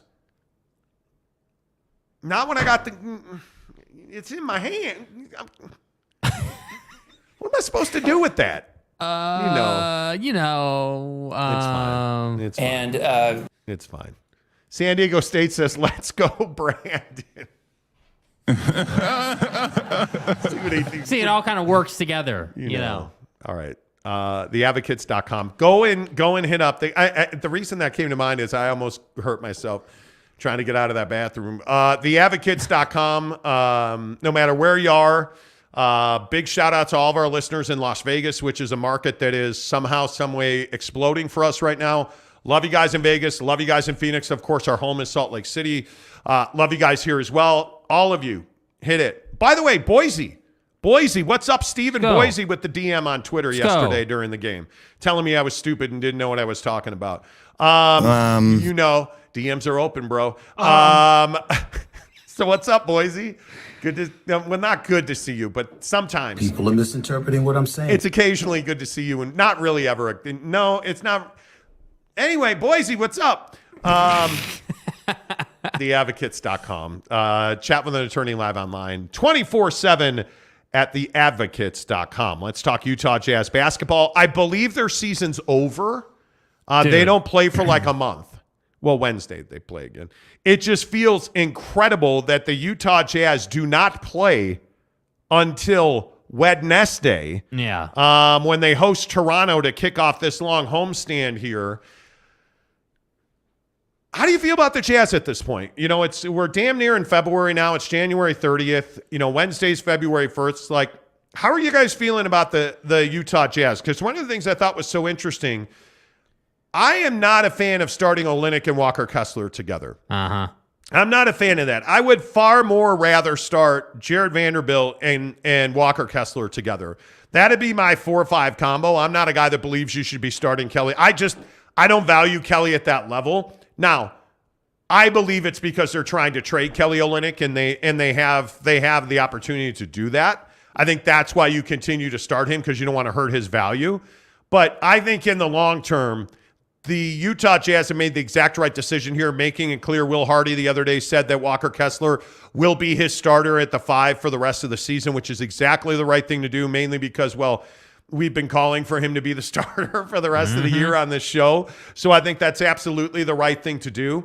But if I had to take your pulse of it, how would you describe the first half of the season for the Jazz? Yeah, I mean, I think it's been successful. That's what I think. I think that the Jazz have done exactly what they needed to do and then some. Again, and I'm just going to keep saying this, let's not forget what the expectations were heading into the season. You know, when you have most of the fan base saying we're going to tank for VW and we're going to be awful and it's going to be a long year, and it turns out it's not so bad, is it? Because you're this team that's competing for a spot in the play-in, and you're not tanking for VW. And I think that on its own, right there, before we even get into the trade stuff or any of the front office activities, just the fact that you're competing for a play-in spot, I think is huge. I think that firstly sends a message that the organization is committed to winning. I know they're not winning at a high level this year, but it's only year one, right? You've just come out of, tearing the organization down with the Don and the Rudy trade. Like, there's been a lot of change, as you all know. So to me, it's like, I feel like they've had a pretty good season so far. Yes, there's been ups. Yes, there's been downs. But in the big picture, I would say the pulse of this team right now is they're having a good season for what they have to work with. And again, the trade deadline's really going to define what this second half is going to look like. Well, and I also think on this Mike Conley story, I do think they're going to trade Mike Conley. I will again tell you, I think Dallas is the most aggressive suitor for Mike Conley. I've heard that repeatedly. And I think that he either winds up with the Mavericks. I'd be surprised if it was at this point the Lakers or the Clippers. But I think those are really the only three options for him if the Jazz want to maximize their return. I think Luka Doncic has made it very clear he believes that they need to add a guy that can take him off the ball occasionally. He needs somebody that can run an offense and hit a three. Because Luka's getting double and triple team right now because he's having a sensational season. And I think Mike Conley is a guy that is very much desired by Dallas.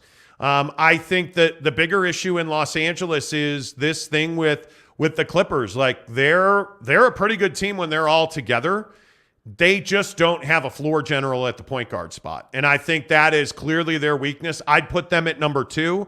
I don't think that, there's a lot of people who point to Fred VanVleet as a guy that's a good fit in LA. I don't personally believe that. And it was pointed out to me the other day by an NBA source who was telling me, hey, the Clippers are not in a spot to extend Fred VanVleet. And I think I would agree with that. Salary cap wise, I think the Clippers are in a very interesting place. And I'll be curious to see how long can you keep this team together at this caliber of player?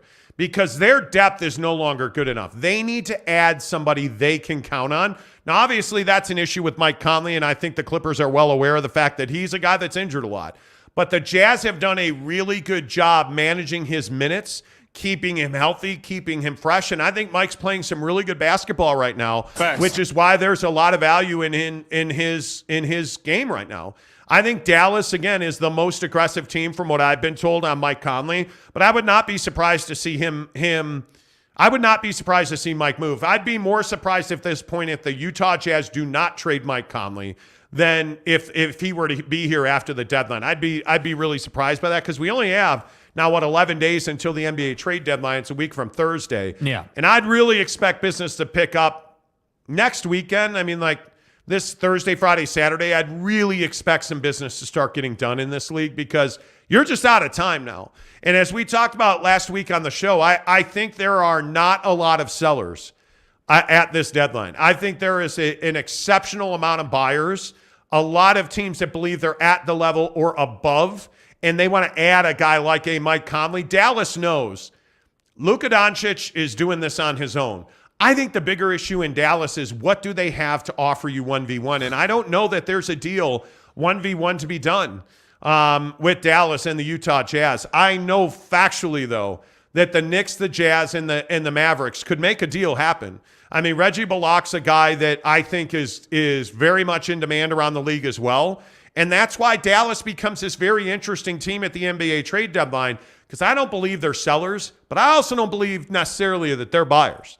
I think it's going to be very interesting to watch Dallas operate here because I don't think, and I think they don't believe that they're championship contenders today. The question is, do they want to spend the bread to become one? And if they do, I think you're going to see them make a significant deal. And one of the guys that's been talked about there is Julius Randle because he's playing at an exceptionally high level. The question is, do the Knicks have an appetite to change their roster now? Mm-hmm. Because they're having a good, not great season, right? They're a playoff team. I think this James Dolan stuff from last week is facial recognition is a very awkward thing for the New York Knicks right now. Do they want to push for a championship now? A lot of NBA people believe that Leon Rose is trying to get his financial house in order for this summer. Which makes a lot of sense because you're not going to make a transformative deal now. Is Julius Randle that guy? I don't know. I think he's playing the best power forward in the NBA right now. Mm-hmm. That's just my opinion. I thought the best point you made there is about the reality of life in the market right now, that there are a ton of buyers and not a ton of sellers. So, like, you look at someone like Leon Rose or you look at the fellas in Dallas, like you look at some of these teams and you're like, all right, yeah, you're this team that's pretty good, pretty solid team, winning basketball team so far this year. But the problem is you've never really been, full send team at the deadline. Meaning, all right, we need to create, like in Dallas, we got to create a championship starting five around Luka. How are we going to go about doing that, and what does that look like? I like Mike Conley's fit in Dallas. I think that Mike Conley playing with Luka and several of those other guys, that's a nice fit. Mike Conley is exactly what they're describing as their need, which is somebody who can run an offense, get Luka off the ball, and hit the three. That's like, I've never heard of a better description of Mike Conley than that. So to me, it's like you have this dynamic at play where you have all these teams that want to buy and they want to, change their roster and they want to do some things. There's only a few teams really selling. So what that says to me is Danny, once again, is in a power position, right? Just like we had said, hey, he set the market with the Rudy trade and the Don trade. He's in control, right? Even with the Royce trade, getting a first rounder out of the Royce trade, you've set the market. And so now we're hearing that, hey, there's way more demand than supply, which then means that supply is going to go up in value. So that's why I say the original question to start this conversation, What do we think of the first half? I don't know. Ask me after the deadline's over, because I think that largely defines whether you've been successful or not. But I think so far you've done a really nice job this year. I just hope that the trade deadline isn't one of these things where it was like, well, there's a lot of demand out there, but we couldn't quite get something done. Yeah, I think that's a really good point. I just don't know who's going to be the first domino to fall. And the Knicks feel like a team that's on that line. And I think the Mitchell Robinson injury is kind of interesting. He should be back here coming up in a couple of weeks. I look at the fact that Julius Randle just started this contract, and it's a nice one. RJ Barrett's set to make $107 million on this extension he just signed. Like, what do you do with this Knicks roster?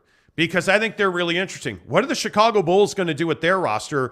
Because, listen, you can sit here and you can talk about, hey, the Bulls want to make trades. I don't think they have an appetite to trade Zach LaVine or DeMar DeRozan. I really don't.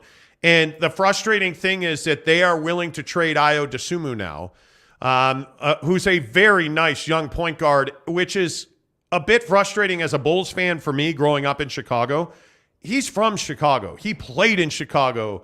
Like, he's a guy that you want on that roster, but they're more willing to build around vets than they are around young guys. And if you're a Bulls fan, the thing that should be driving you crazy right now is they're willing to trade Ayo Dosunmu and Patrick Williams, who they were not willing to trade less than a year ago, last summer.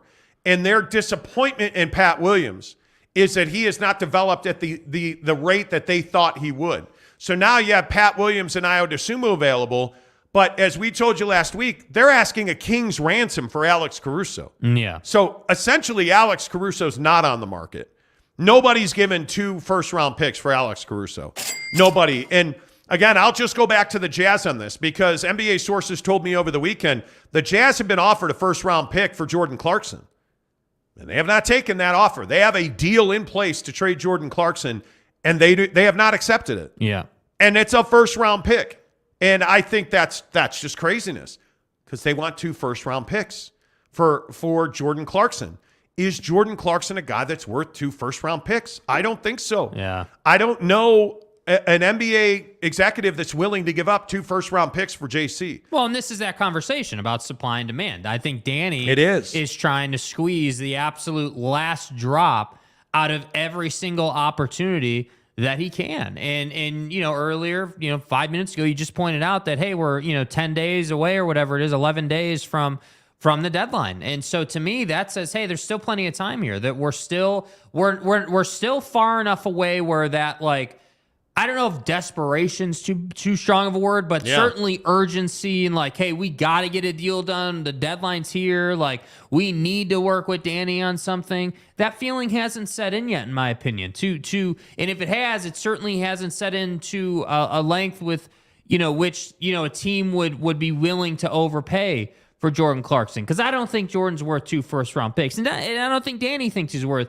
2 first-round picks. But I think Danny is doing what Danny does, which is, hey, this guy's probably worth, $1. Well, we're 10 days out from the deadline. Let's ask $2 for him.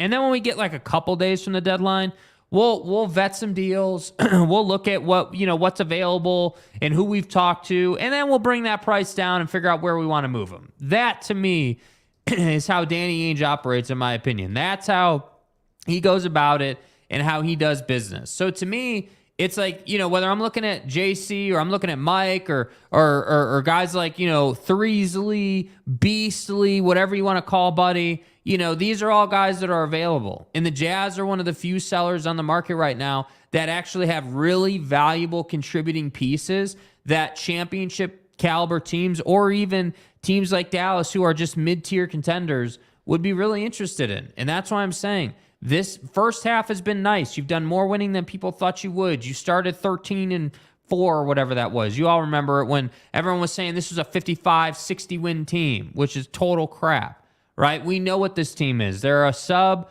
to near 500 team, which is going to get them into the play-in, and then they'll get eliminated, which I think is highly successful for this first round. But if you screw up the deadline, if you don't execute a high level at the deadline, it's all for naught. And I think, again, my bigger question is, what is Jordan Clarkson's value? I think it's a 1 and a 2. I would give up a 1 this year and a 2 in the future to get Jordan Clarkson if I am a contender, if I am the Clippers, if I am, the Dallas Mavericks, if I am the Brooklyn Nets.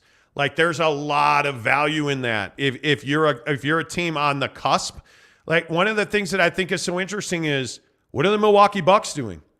Like, Grayson Allen has value on the market. If you're the Milwaukee Bucks, what are you trying to add to get him? Well, they're trying to get Jay Crowder. Like, where does Jay Crowder end up? Like, you have all of these interesting scenarios, and Phoenix has all of their first-round picks. They own all of their draft capital. What is Phoenix going to do? Like, how is that ownership situation going to impact them? That deal's supposed to close this week, right? Robert Sarver still has to sign off on all these deals. I just think there's so many teams that need to be buying and so few teams need to be selling. That's why the Knicks are so fascinating to me, because the New York Knicks are a club that have a lot of assets teams would like. Yeah. And the question is, are you a seller or are you a buyer? Because the Knicks right now, I don't know. I don't think anybody in this room believes that the New York Knicks are a championship caliber basketball team right now. No, and I think, whether we're looking at the Knicks on the floor or we're looking at them as an organization, you can't say they're a championship caliber team. And I think the real struggle is I don't think they know if they want to be a buyer or a seller. I think what they do know is that they're more concerned about the P&L statement and making sure people don't get into their building that they don't want in there than winning basketball games. And I'm not even trying to be snarky. I genuinely believe that. Well, look at Pascal Siakam in Toronto.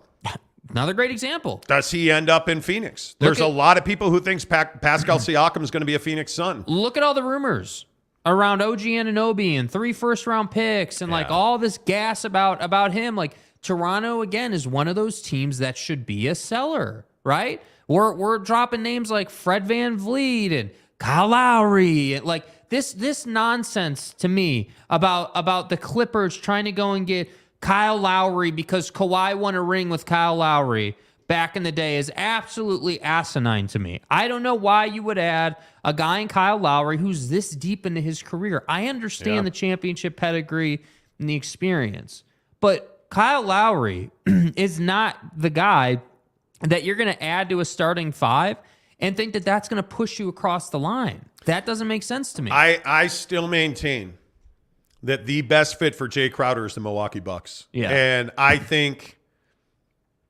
Atlanta's really going to miss out on that deal, because I just go back to what we reported 6-7 weeks ago now, that the Jazz, the Suns, and the Hawks had a deal, and the Phoenix Suns didn't want to give up a first-round pick to get it done. It's that simple. And if you are the Atlanta Hawks, that trade is going to haunt you, because you would have been able to offload John Collins' contract. You'd have gotten a savvy veteran leader in Jay Crowder, who's now I still maintain he ends up with Milwaukee. If I had to guess, I think Jay Crowder goes to Milwaukee. I agree with you. I think that's a great fit. I think like the way he plays the game, the fact that it's a smaller market per se, like it fits really nicely with what he brings. Yeah, and I think the Jazz, at the end of all this, the Jazz are in a really good spot. They have clarity on who they are and where they are.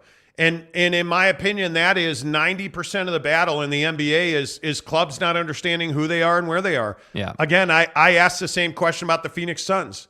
Do they understand who they are and where they are? And what are you going to get from Milwaukee? Because a Jay Crowder trade to Milwaukee can be one of two things. Let's get this Jay Crowder deal done so we can move on and make a bigger trade to make ourselves championship ready. Or that's the deal you're going to make, and we're going to roll with, because who knows what you're going to get out of that deal, right? Who knows what you're going to get? But if you wind up trading Jay Crowder and you get a Grayson Allen in return, does that make you a better basketball team? Well, I think it does. Yeah, and I think the Suns, and this is really the shame in the Jay Crowder situation. The Suns need toughness. They're not a tough team, right? Like, the Suns are soft. We've seen that repeatedly, and it's unfortunate that a guy in Jay Crowder who had what I would call one of his best career moments in a Suns uniform, in that lob to Ayton to dunk it with like 0.2 seconds left. Like, that's one of the greatest moments in dude's career. And it's really unfortunate that it had to end this way. And I think that that, yeah, like if I'm the Suns, like, yeah, I am trying to get a Grayson Allen back. And I'm no Grayson Allen guy. I think the guy's a dirty player. Like what he did to Alex Caruso, obviously all the tripping stuff at Duke. Like we know who this guy is. It's no secret. That said, whether you like that or not, it's really irrelevant because he brings a certain toughness to a team. And I think they need that, with all due respect to guys like Cam Johnson, Cam Payne. Like these guys they're bringing off the bench just aren't tough. They're good players, but they don't have that edge. And I'm telling you, if Atlanta trades John Collins to somewhere other than the Jazz are missing an opportunity there.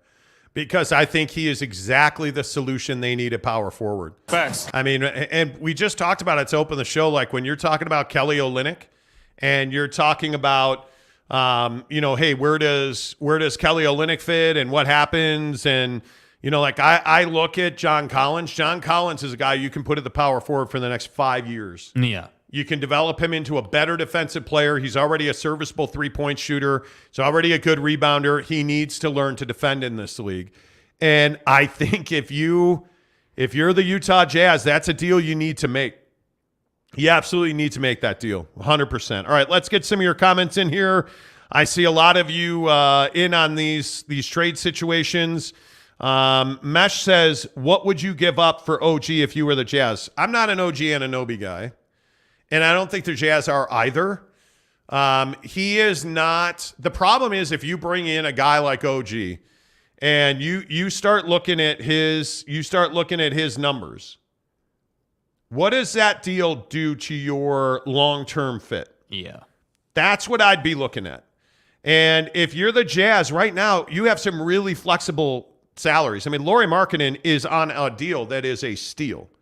Like he is a guy that, I mean, if he continues this trajectory and you put a star around him, that's a guy that that's a guy that can carry you for long stretches. Now, I know this is crazy. You actually have to give Lauri Markkanen the basketball. I know, it's crazy. It's crazy Don't say talk. Outlandish things. Come on. It's crazy talk. The nice thing is that OG Anunoby is not making a ton of money. He's only owed something like $56 million. His whole deal was 4 years and $72 million. You have him next year at 18.6, and then he's on a player option. Yeah. Is he going to sign an extension outside of that? I need to know that. Right? And he has got a really, really good contract. The issue becomes that he's on a player option. Am I giving up 2 first-round picks to get OG Anunoby on a player option? No. Probably not. And again, I don't hate OG Anunoby's game. I really don't. But he's somebody that is a 15 to 17 points a night guy. So he's not going to carry your team offensively. He's not a tremendous rebounder, right? I mean, you look at him as a three-point shooter. He's a 36% three-point shooter. I don't know that he does anything well enough to justify 3 first-round picks. I started having second thoughts. I mean, I could be wrong. Yeah. I certainly don't value him at that level. But again, I think this whole conversation around supply and demand is interesting and how it affects, guys like OG Anunoby. Yeah. I mean, I agree. I would never give up 3 first-rounders to get OG Anunoby. That seems like, super excessive. But, yeah. Again, if there's a lot of competition, maybe they end up getting that. Yep, I agree. Tyler P. says Clarkson hasn't played great of late, and he seems to hero ball a lot. That's all he's ever been, though. Yeah. When has he not been a hero ball guy? Brett Burnett says Clarkson owns many houses, so selling them is nothing new. Who cares? This is, again, I just ask you, does a guy selling a house mean anything? Oh, but he bought that house in San Antonio. Who cares? So he's going to the Spurs, right? No, he's not going to. What are you talking about? Del Hargis says, Mike doesn't fit long-term timeline for the Jazz. Mike with Dallas would be a great fit, but I'd hate to watch him help Donkey Jokic better. Yeah, I'm sorry. You said Donkey Jokic. Okay. Luka, that's Luka Doncic in Latin. Luka Doncic in Latin is pronounced Donkey Jokic. My name is Luka. That's amazing. Wow. Tyler P. says, I'm convinced Clarkson isn't a winning player. Watch how loud you say that. You say that out loud, and the Philippine military is going to come for your ass, dude. He's not a championship player. Yeah. He's a piece on a championship player, on a championship team. He is not. He is Jordan Clarkson. Why is it so wrong to talk truth about what Jordan Clarkson is as a player? He's beloved here. Okay, cool. But that doesn't mean we're not going to tell the truth. He's a guy who doesn't pass the ball. He's a guy who turns the ball over. He's a guy that would rather dribble into a double team and throw a ball up blindly than make the right pass to get a guy an open look to win the game. Yeah. That's who he is. That's who he's always been. He won the Sixth Man of the Year because of flame on, bro. Flame on. That's what he is as a player. Why is that so tragic to say that? And that's how I look at it. I don't get that. Robert Lambert says, what about Randall on the Jazz? Yeah, he's not what the Jazz value. Yeah. He has been. They had a chance at him, and they summarily turned that down on that Knicks deal. Dell also says Mike doesn't fit. No, I got that one already. My bad. Robert Lambert says, dude is 24-10 this season. We don't have a power forward. Statistics don't tell the story.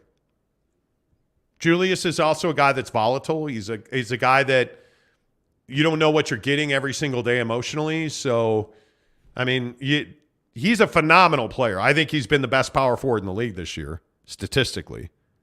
I don't think he's a guy that you want to pay the money he's making, especially now where the Jazz are. The Jazz aren't going to compete for a championship in the next year, right? 2 years. So I think I would not be out chasing a superstar today. Mm-hmm. That's this summer. I'd be chasing a superstar this summer. Let's see. Forrest G says, good morning. How the heck are you? Brandon Butler says, Danny can smell teams' fear. It's his bacon bits. They don't want to get aged. Yeah, exactly. Somebody said that to me last week. They don't want to get aged. Lopes fan Gabe says, Danny executes at a high level, but his greed also landed duds like Bogdanovich. The Bogdanovich deal. That deal still sticks in my craw. Yeah. Because they're going to get a first-round pick for him. Yeah, absolutely. And I think the trouble is, in that, I guess this would be one of my only concerns with Danny, is the pride factor. I do think sometimes Danny is like, hey, you're doing this deal, we're not doing a deal. And to me, that hasn't led him astray yet, right? There hasn't really, like the Bogdanovich thing, I view as an outlier because you've done so well on Gobert, Donnie, Royce, like you've done so well on some of these other deals. But if the deadline is a dud, if there's like one deal that gets done, but not really transformative, not really special, not really anything that's like, wow, he really changed this team, then I think you got to start asking some questions, because there's no excuse not to have, Mike Conley gone, not to have JC gone. And I know Ryan doesn't want to trade JC, and I respect that. But the reality is JC's not re-signing on, or not, picking up his option. And I know in the comments section on the channel over the weekend, I'm seeing people saying, well, JC knows how the business works, and he knows the Jazz can't pay him till next summer, so he's going to do the team a favor and take that option. It's like, no, he's not. He's not doing that.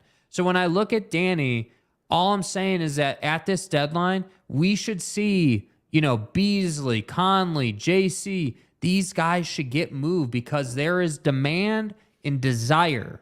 And once that's gone, it's hard to move guys for proper value. Oh, I would agree with that totally. Make sure you go ahead and hit the like button on the show as we talk Utah Jazz basketball, presented by Quick Quack Car Wash. All of our Utah Jazz and NBA talk presented by Quick Quack. They're just a great car wash. They're great people to do business with. And I tell you again, I was there on Saturday, and the car just comes out looking good. Like every time it snows, I get my car washed. Every time the road's wet, I get my car washed. And yeah, it's dirty today because it snowed yesterday, so I'm going to Quick Quack today. That's why I have a wash pass, because I don't let my Audi, I have an SQ5 and I love that thing. I don't let my Audi sit with a bunch of salt and dirt on it. Not when I have a wash pass at Quick Quack. It makes it really easy to keep my car in good shape all winter long. And the best part is they're really friendly, and I'm in and out of there in 5-7 minutes. Like, I don't have a lot of time. I'm a busy guy. I got stuff to do. Yeah. I don't have a lot of time to sit in a line for 20 minutes. And you know how I found Quick Quack? Because the line moved really fast when I gave him a shot. I was there literally at the district. It wraps around the building sometimes because I think the word's out. Quick Quack is no longer like the best kept secret in car washes. They're busy all the time because of their free vacuums and towels. but you still get in and out of there in like 5-7 minutes. And I love it. The wash is great. Get to Quick Quack Car Wash. Tell me you heard about it on the Monty Show. I think Gabe's, the other part of Gabe's comment, let's see, right here. The other part of this comment, I think, is it makes a hell of a lot of sense. At some point, all these picks need to become something tangible. Assets don't lift trophies, players do. Yeah. But isn't this why the Phoenix Suns, and I've told you this, again, I don't mean to be redundant, the Suns want a forward that can contribute. And I think that's why, like on this Jay Crowder thing, I'm telling you right now, the Jazz should be the third team in that deal. Because if you're the Phoenix Suns, what are you going to take from Milwaukee? Serge Ibaka? Because that's what you're going to have to do to make that trade work, right? But if you're the Phoenix Suns and you need a forward who can give you 20 minutes a night, is that not Jared Vanderbilt? Is that not Kelly Olynyk? Are you telling me that Threesley, Beastly doesn't fit into this equation somewhere? Of course he does. Are you telling me that a bigger deal that adds somebody of note in the forward spot? And this is the problem with Mikal Bridges, Cam Johnson. They're not big guys. So you run into a team like Milwaukee and you get pushed around. You run into an Eastern Conference Boston Celtics team in the final, you're going to get pushed around. You've got to find somebody who on that Phoenix roster right now matches up with Claxton in Brooklyn. Who on that Phoenix roster right now? Because it ain't DeAndre Ayton, I can tell you that. That's the biggest question for me. Who's going to play the 3-4 with any kind of physical nature if you're the Phoenix Suns? Who's going to spell DeAndre Ayton? Because it ain't Bismack Biyombo. Yeah. Right? And if you are trading a guy in Jay Crowder, isn't Jay Crowder the exact thing the Phoenix Suns are missing right now? If you're the Jazz, how do you not get involved in that deal?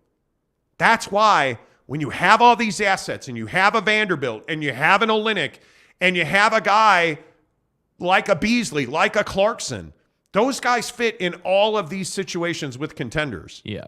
So how do you not make that deal? I can tell you right now, Conley's not the only one that Dallas would love to have. They'd love to have Malik Beasley.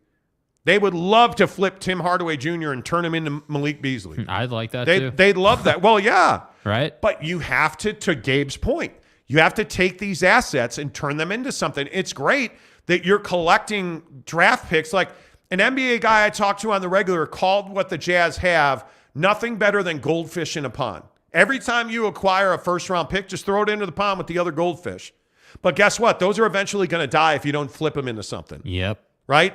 And if you don't take those goldfish and you don't feed them and you don't grow them and they don't turn into something spectacular, what good was it? Yeah. And it's no good. Because all you're going to do is feed those goldfish to the Sharks eventually. And you're going to watch Donovan Mitchell dominate in Cleveland. Well, because that's another team that is on Jordan Clarkson's radar. Cleveland, I think Cleveland would love to get Jordan Clarkson back. Yes. I think that's a team that needs a Grayson Allen. The Knicks are a team that needs a Grayson Allen. Isn't that crazy that he's got value around the league now? Well, because what does he do? Right? And this is the point we always try to make with like all the guys who hate on Caruso type players or whatever. Like Grayson Allen is not some all-star. He's not some amazing player. Like he's not. But what does he do? He does the things you don't want to do. He goes in, dives for that ball. He goes in and gets real physical with someone. He goes in and drops Caruso when Caruso's got a breakaway and he's not feeling, he's not feeling that. He's not appreciating that. So that's why I say, like, Grayson Allen's a guy you would love to have on your team, and you hate playing him if he's on the other team. Yep. And that's just how it works. Yep, totally agree. Hey, make sure you check out our membership on the program. I just put a link in the comments. Join the show because every day on this show you get the best Utah Jazz talk. You get the best NFL. You get the best college football. I cannot wait for baseball season because we're going to talk a ton of baseball this summer, man. I am so fired up about it. Make sure you join the membership. We are pushing 80 members now on the show. Let's go. And we've only been offering memberships for 3 weeks. It'll be 3 weeks this Thursday that we've offered memberships. And I'm telling you, dude, it's crazy how much the community's grown. And yeah, you get exclusive videos, the merch drop that's coming this week. We have the store set up. We have all that stuff done. We're just waiting to get approval from our vendor to sell things, Amazon. We're going to use Amazon fulfillment. You're going to get first access to that. Like, you get a lot of perks The number one reason that you join the Monty Show for $9.99 a month is to get access to the chat on Instagram. You have a members-only chat group on Instagram, and it's not just sports. Now, during the football games, the chat was unbelievable. Jazz games, the chat's unbelievable. The cool thing is, though, the offline stuff, supporting each other, talking about cold plunges, or talking about recipes, or talking about, like, I cannot tell you how many guys in that group have reached out to me and said, hey, I really appreciate that this guy helped me with that guy, or like Teddy Wayman on tile, or we have a bunch of really talented people in that group that make that group special now. And it's not just sports talk. The fact that Jeremy Bolton was at the Grizzlies game the other night. Yeah. And we went and hung out with him in the Maverick suite. I have a proclamation from the desk of the mayor. Yeah, that you guys are reaching out to us and being like, hey, I'm at the Grizzlies game, or hey, I'm at the Jazz game. Who else is here? Or like that a couple of our members met up at the Jazz game the other night. Yes. That's really cool.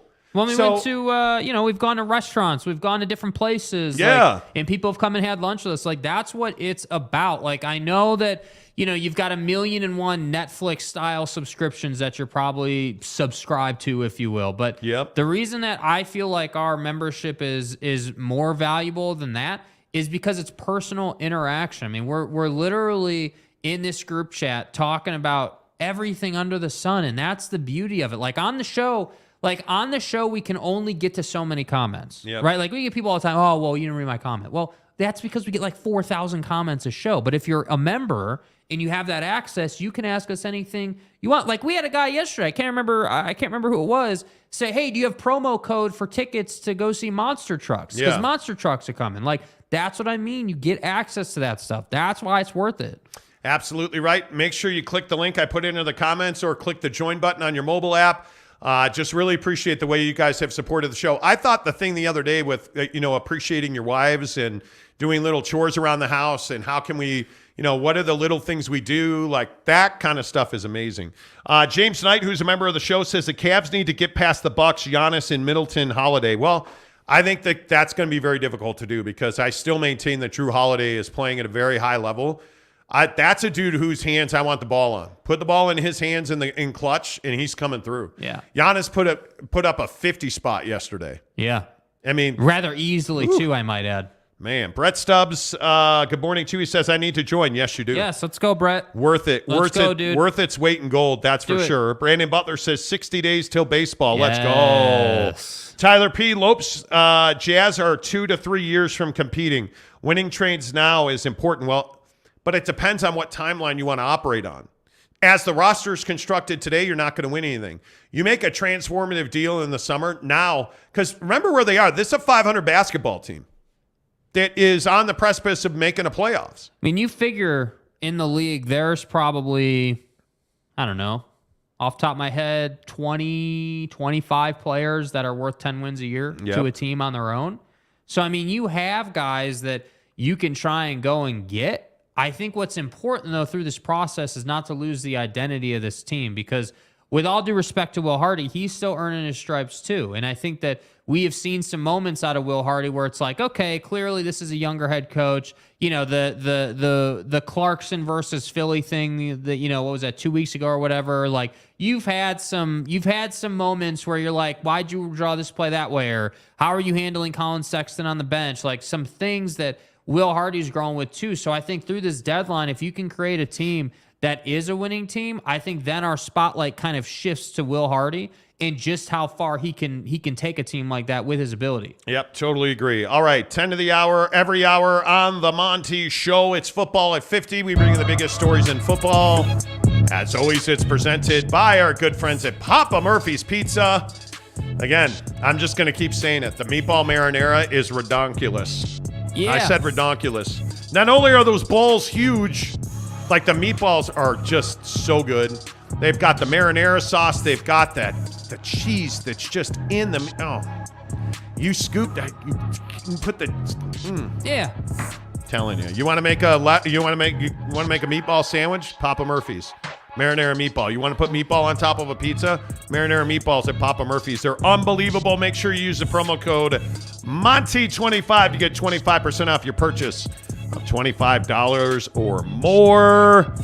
How about them games yesterday? Now, we had an epic battle over Joe Burrow. Joe Burrow? Joe Burrow's not why they lost. But he also isn't the reason they won the game. Cincinnati didn't win, and I put a lot of that on Joe Burrow. In a close game like this, to be a play or two away and have him not execute, I think Joe Burrow's got to take he's got to have a hefty helping of blame. How about that? Yeah, I totally agree that, hey, you weren't the reason your team won, and you certainly, were definitely a factor in why your team lost. I'm not saying he's the only reason, but the reality is you're the franchise guy. You're the quarterback. Like, it's on you. Like, that's how it works. When your team wins, it's us. When your team loses, it's me. Like, that's how it goes. I agree. And I think that, it does upset me that, they lose this game playing the game the way they did, meaning you were undisciplined in all three phases. Joe threw interceptions. You allowed a return on special teams late in the game that then turned into a penalty on the sideline that then turned into Harrison Butker sending your ass home. So, like, you didn't deserve to win this game. Harrison's Butker? Yeah, dude. Harrison's Butker. That's right. That's right. I think Joe Burrow's a great quarterback. He's no Patrick Mahomes. But he'll do. And that's the bottom line out of this football game. Joe Burrow's good. Patrick Mahomes is great. And I celebrate performances, and that performance by Patty Ice was unbelievable.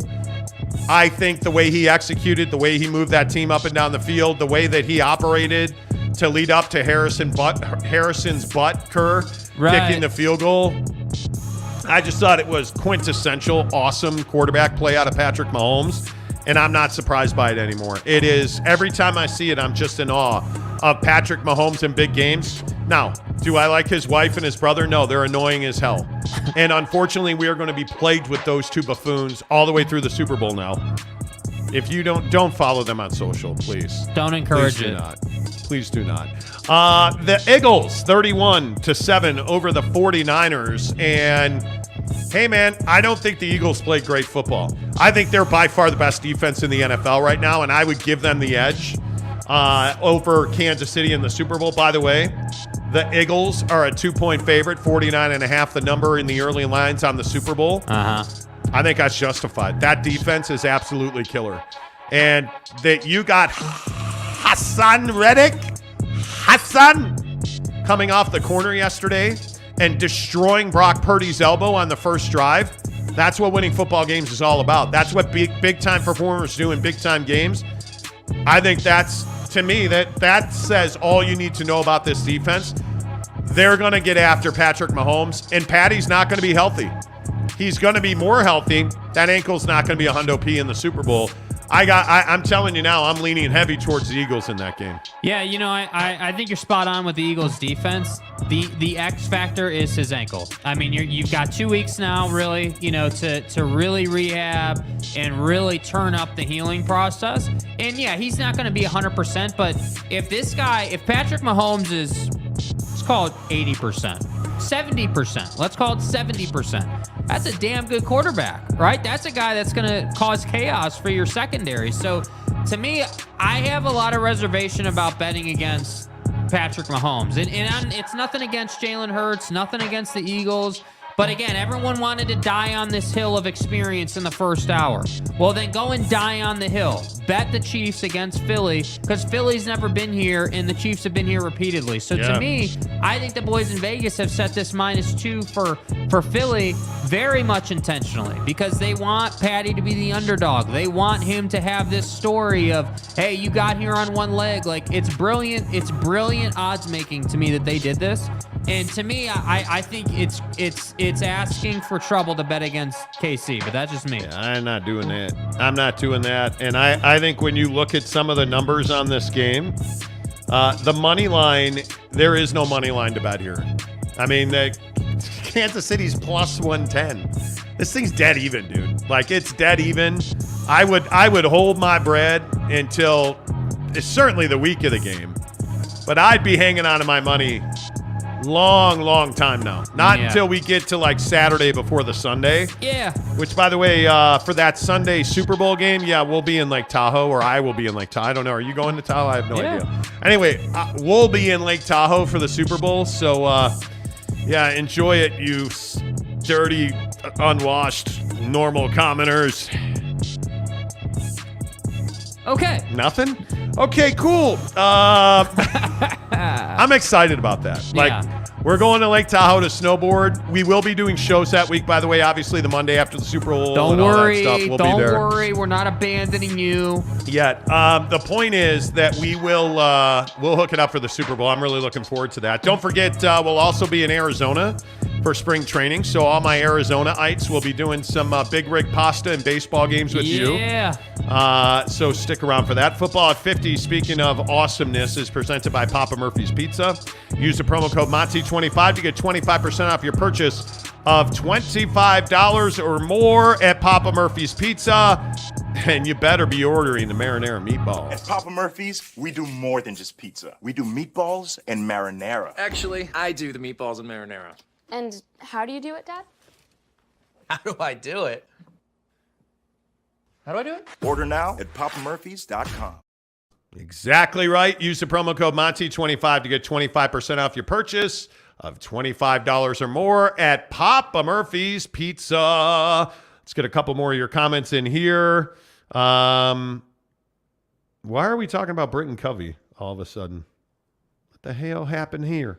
Ron Nolan says Covey will carry the Eagles to a national championship. Please. Is that a shot at Britton Covey?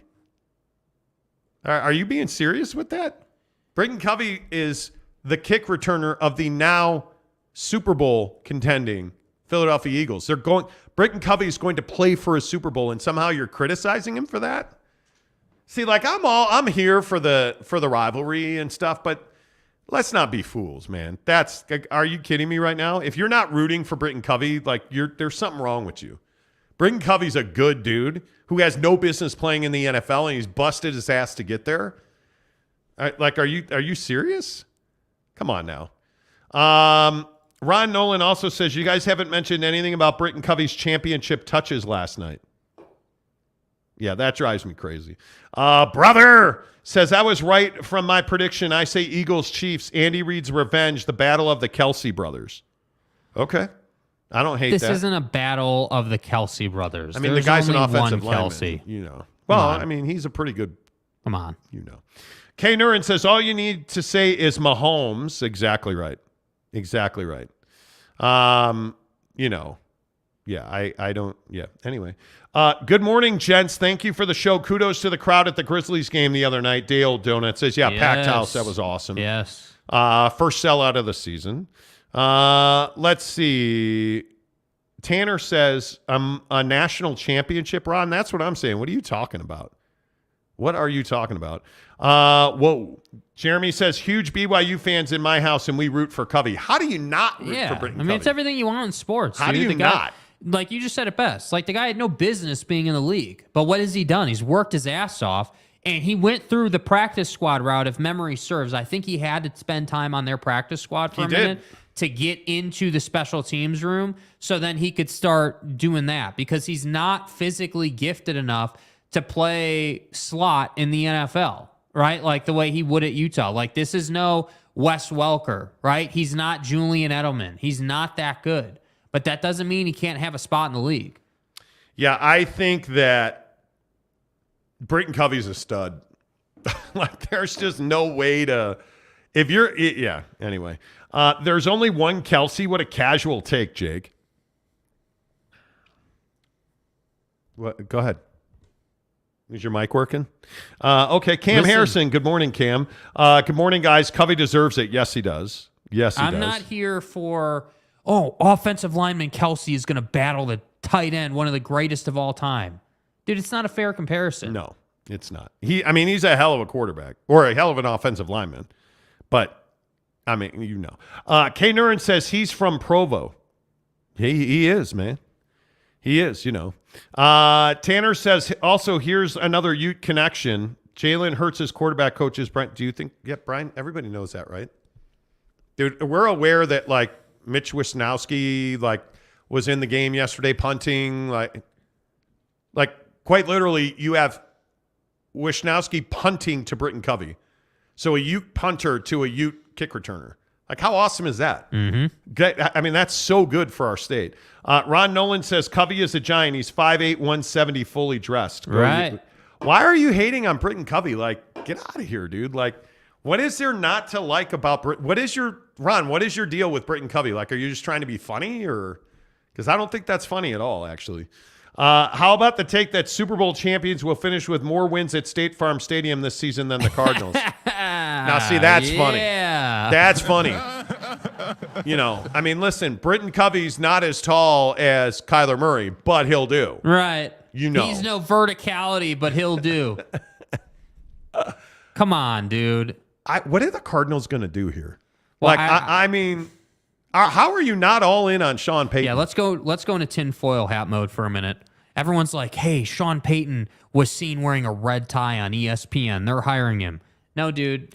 There's video of him in the parking lot with Bidwell going to get lunch. I'm pretty sure he's in a good place. Like, if you're the Cardinals, this is what I was saying the whole time with Sean Payton. Yeah. Right? And you made this excellent point that I hadn't thought of, as usual. Hey, if you're going to hire Sean Payton, don't you have to allow him to make a choice on Kyler? Yes. Right? Because now we're getting tweets about how, from like Bleacher Report and all the people about how, hey, Kyler's going to take his time with ACL recovery and he's not going to be back till the middle of the season, which might as well just swing the door wide open for Sean Payton to go and get another guy and to fizzle out little Kyler, right? Like, do we not all see that happening? Do we not all see that sort of playing out if they hire Sean Payton, which to me is not an if, but a when? Because why? Like, I just don't know why you wouldn't hire Sean Payton. It's perfect. You play in an indoor facility, which he's dominant in, right? It's the NFC, which is where he, earned his stripes, obviously. Like, dude, this is a perfect fit.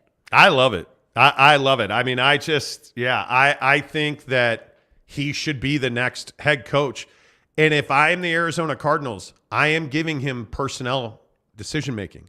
The problem is you hired a general manager already. Is that general manager going to want to acquiesce any of that? I mean, like... An external general manager. Someone from the outside, which is very rare in their organization. Yeah, it's going to be fascinating to watch the Sean Payton thing unfold and see how he does and where he does, and it's going to be amazing. Tanner says Covey's fielding yesterday wasn't good yesterday. However, he has made some progress at times. Like, okay. Bro, why are we hating on Britton Covey? Yeah, I just don't understand this. Yeah. This is what I mean.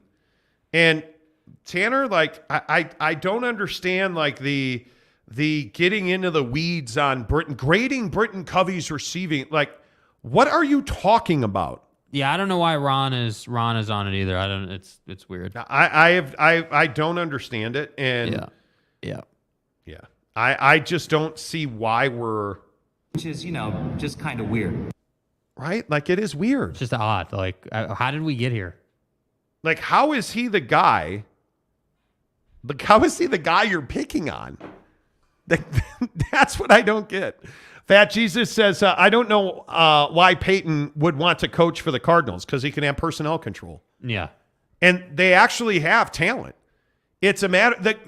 The problem is you've let so much good talent get away. And the real issue is guys that leave here, guys that leave Arizona wind up thriving. Like Hassan Reddick's the perfect example of that.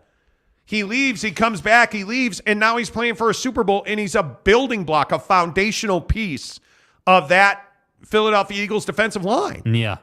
Yeah. How did he not, Patrick Peterson has somehow reinvented his career in Minnesota. Is definitely the real deal. Right? Like, he's actually played really well for them. I don't know. It's amazing to me. Riley O'Brien says, thumbs up on the show, boys. Let's go. Hey, good morning, Riley. Good to see you. Always a pleasure to have you here. Yeah, we've had about 1,500 views, and we only have 65 likes on the program. So let's hook that up. Let's get it going. Yeah, that would be amazing. Let's get the like button going. By the way, we got to get into this LeBron thing. Yes. Because I'm over this. I'm not here for this anymore. I understand that there are people who don't like LeBron James. I'm totally down with that. I am one of them. Sure. I am not a LeBron James fan. I respect the hell out of LeBron James and what he's doing and what he's done in his career. Am I a fan of him in particular? I am not in any way, shape, or form. But I respect him. What happened in Boston the other night was absolutely egregious. There's no explanation for the fact that his arm was hacked in front of two officials who on tape are looking right at the play, and they just don't blow the whistle. It's not the first or the second or the third. It's the fourth time the Lakers have not gotten a call that has cost them a game. They're tied with time expiring the other night. LeBron James drives to the basket, gets fouled, no call, time expires. They go to overtime and lose to Boston, where if you blow the whistle, LeBron's going to make a free throw and the Lakers are going to win the game. And I just don't understand what is going on with officials in the NBA that these calls continue to, not just the Lakers, across the league. Obvious calls are not being made. And it's the tweak that the NFL made. The only way I see fixing this officials thing is you have to allow a replay official on the side or in New York to stop the game and correct the situation. That's the only thing that I can see. The problem is the NBA moves so much more quickly than the NFL. There's not time between plays generally. It's very difficult to go back and correct that.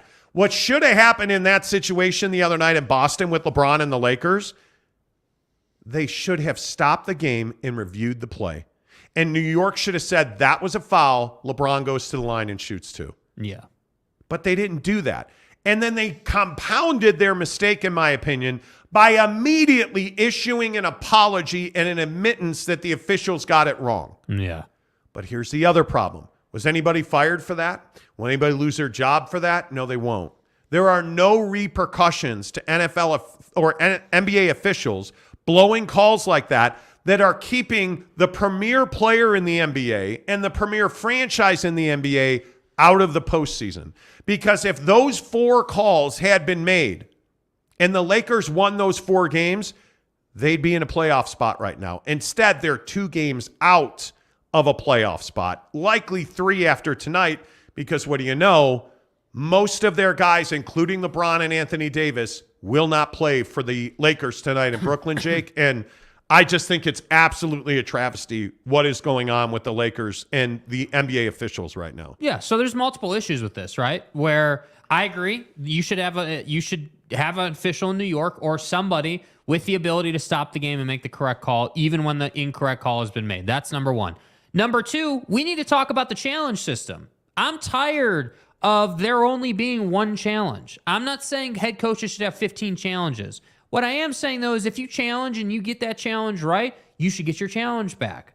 Now, to me, this whole situation where you have all these obvious calls being missed, it's bad for the league. Not because it's the Lakers, not because it's the Celtics, not because it's any particular guy or team. But think about it. Think about it. Take LeBron and the Lakers losing out of it. If they make that call and send LeBron to the line, how does the league lose? Hear me out. LeBron makes both free throws or even makes 1 free throw. Lakers win the game, good for the league, right? Oh, LeBron was clutch. He's Mr. Everything. He outdueled Tatum again, right? Okay, you send LeBron to the line, he misses both. They lose the game, right? They go to OT, they lose the game. Oh, LeBron's not clutch. Like, he choked. Like, Tatum outdueled him. That's good for the league. So this isn't a LeBron issue, even though it kind of is, right? He's been a victim of this for most of the season.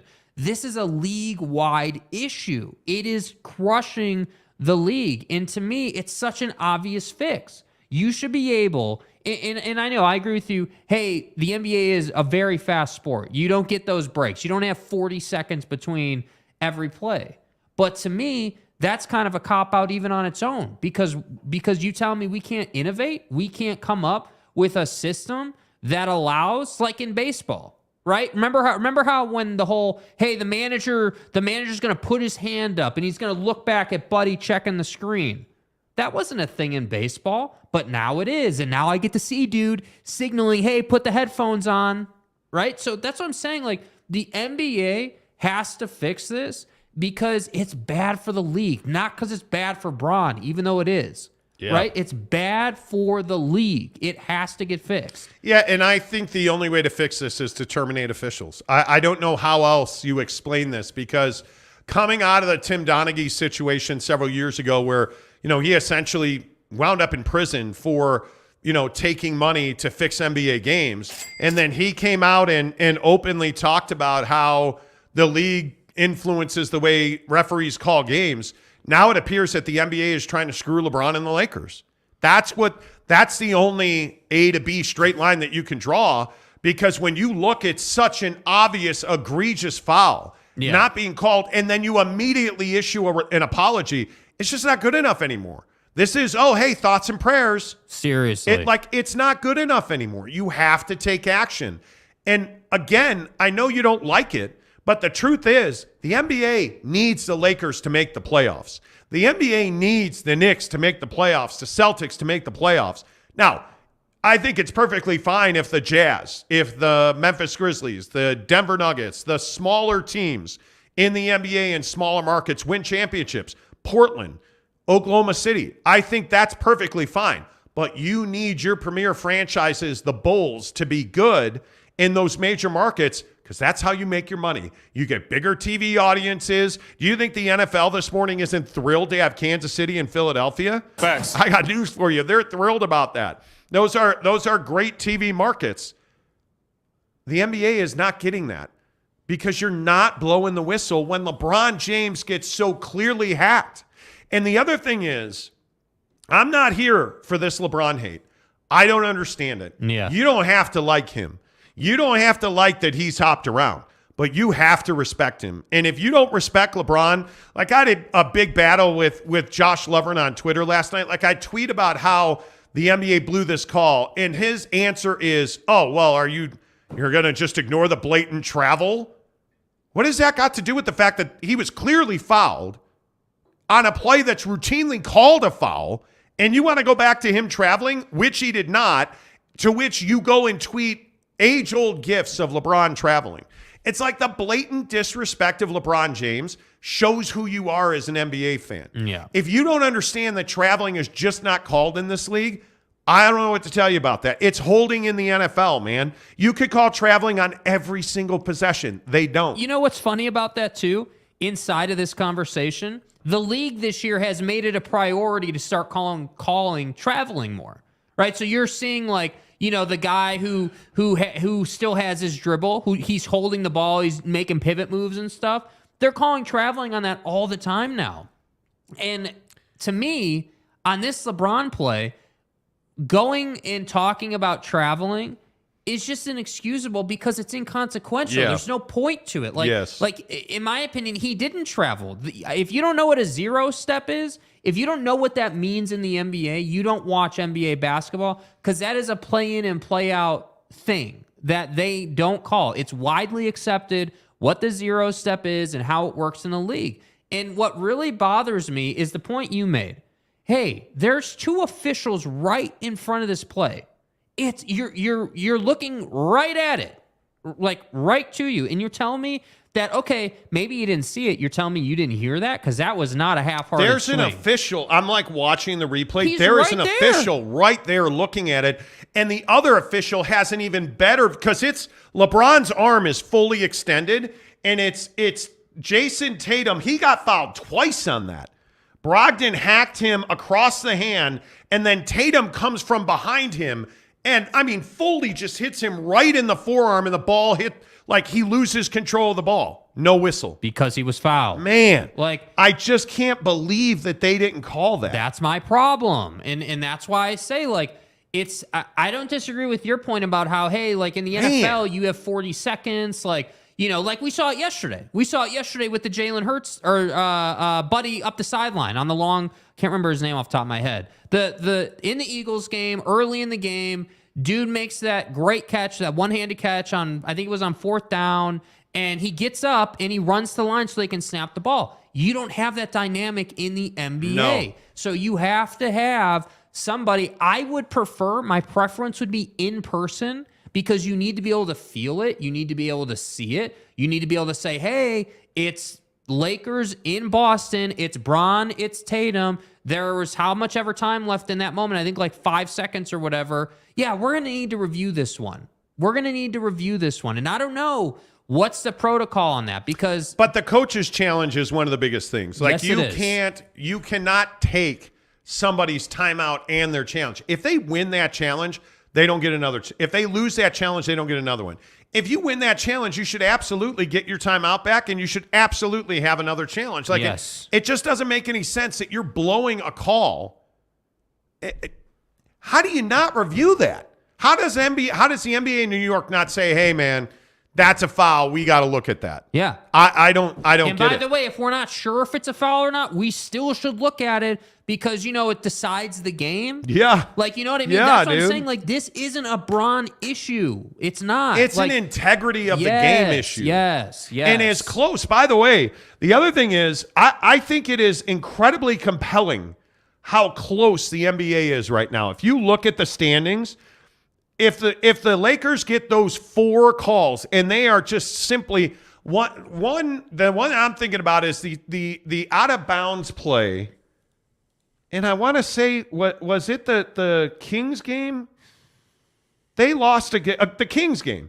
I think it was in the Kings game at Crypto where one of the Kings clearly stepped out of bounds. They didn't call it. Yeah, they just didn't call it. And it leads to a swing that gets it's unbelievable. Yeah. And now you see that they're in Boston. With the game on the line, you lose the game. And then Pat Beverly loses his mind and brings a camera on the court. Okay, but can I just say that was an all-time troll job of the officials, dude. But you can't have that guy on your team. Well, because he does stuff like that. I'm not here to troll officials. I'm here to win games. And the fact that Patrick Beverly got that technical was really stupid. Really, really stupid. Yeah. Like, it just... Was LeBron's reaction over the top? No. Because this is the other thing that I think is hysterical. People are like, oh, he's acting. Do you understand where this guy is in his career? This guy's at the end of his career. And he is the best player in the NBA right now. I don't even think it's close. He has been the best player this season in the NBA. Playing at a career high, the stuff LeBron is doing is amazing. And he knows he doesn't have an endless amount of time. He's not a 20-year-old Cleveland Cavalier anymore. Yeah. This guy's a 79-year-old freaking AARP member. Yes. Who's balling out. You go on the road and you win at Boston. Do you know what that does for your team? Do you understand the confidence level that puts in your team so that when Austin Reeves gets back, you're in a better place to win games? What does it do for the league? This is my point. You're in Boston. It's Bron. It's the Lakers. It's ESPN doing all these great pieces before the game about heritage in the league and like memory. Yeah. Like it's everything you would want as an NBA fan, only to be robbed of a result at the end. Because again, I'm not saying, I'm not advocating for this because LeBron is some huge victim and he's robbed and his career's on the line. Even though all of that's true, that's not my why. My why is because it's crappy for the league. Yes. And not that the viewer matters, but it's also crappy for the viewer, which is me. But the other thing is, you can complain about officials every single night in this league. Mm-hmm. They're not traditionally terrible officials. I still don't maintain that on a nightly basis, officials lose teams' games every single night. But just about every single night. Now it's happening, right? Like, I am just not a guy who believes in bitching at the umpire or complaining about the NBA or the NFL not calling holding. Like, officials don't generally lose you games.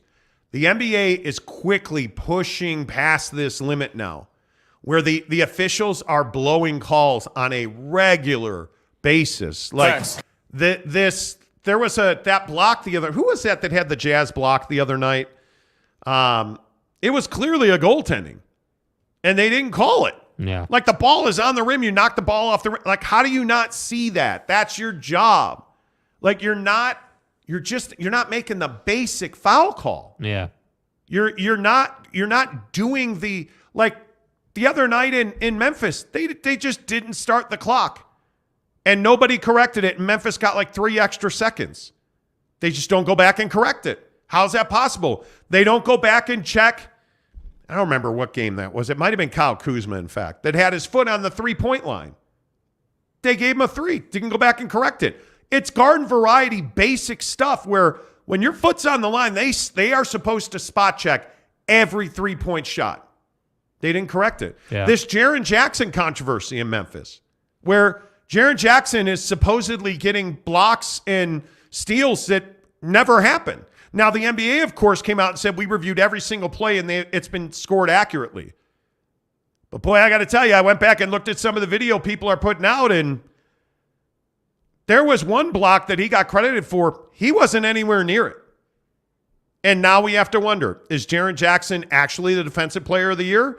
Or is Memphis inflating their statistics to get him to be defensive player of the year? Do you think there's any credence to, hey, the league controls officials to get certain results? And I'm not saying from a gambling perspective. I'm saying from I don't believe Adam Silver wakes up and says, all right, well, hey, the Lakers are -3 in Boston. Well, let me look at the slate of games today. We really need Boston to win this game, so don't call fouls on at the end of the game. Swallow the whistle. I don't believe that. I do think there is some credence to the idea that the NBA talks to its officials and says, hey, this is the storyline we're working right now. I do believe that there's credence to that. Carrying. Yes. Like they are calling carrying now.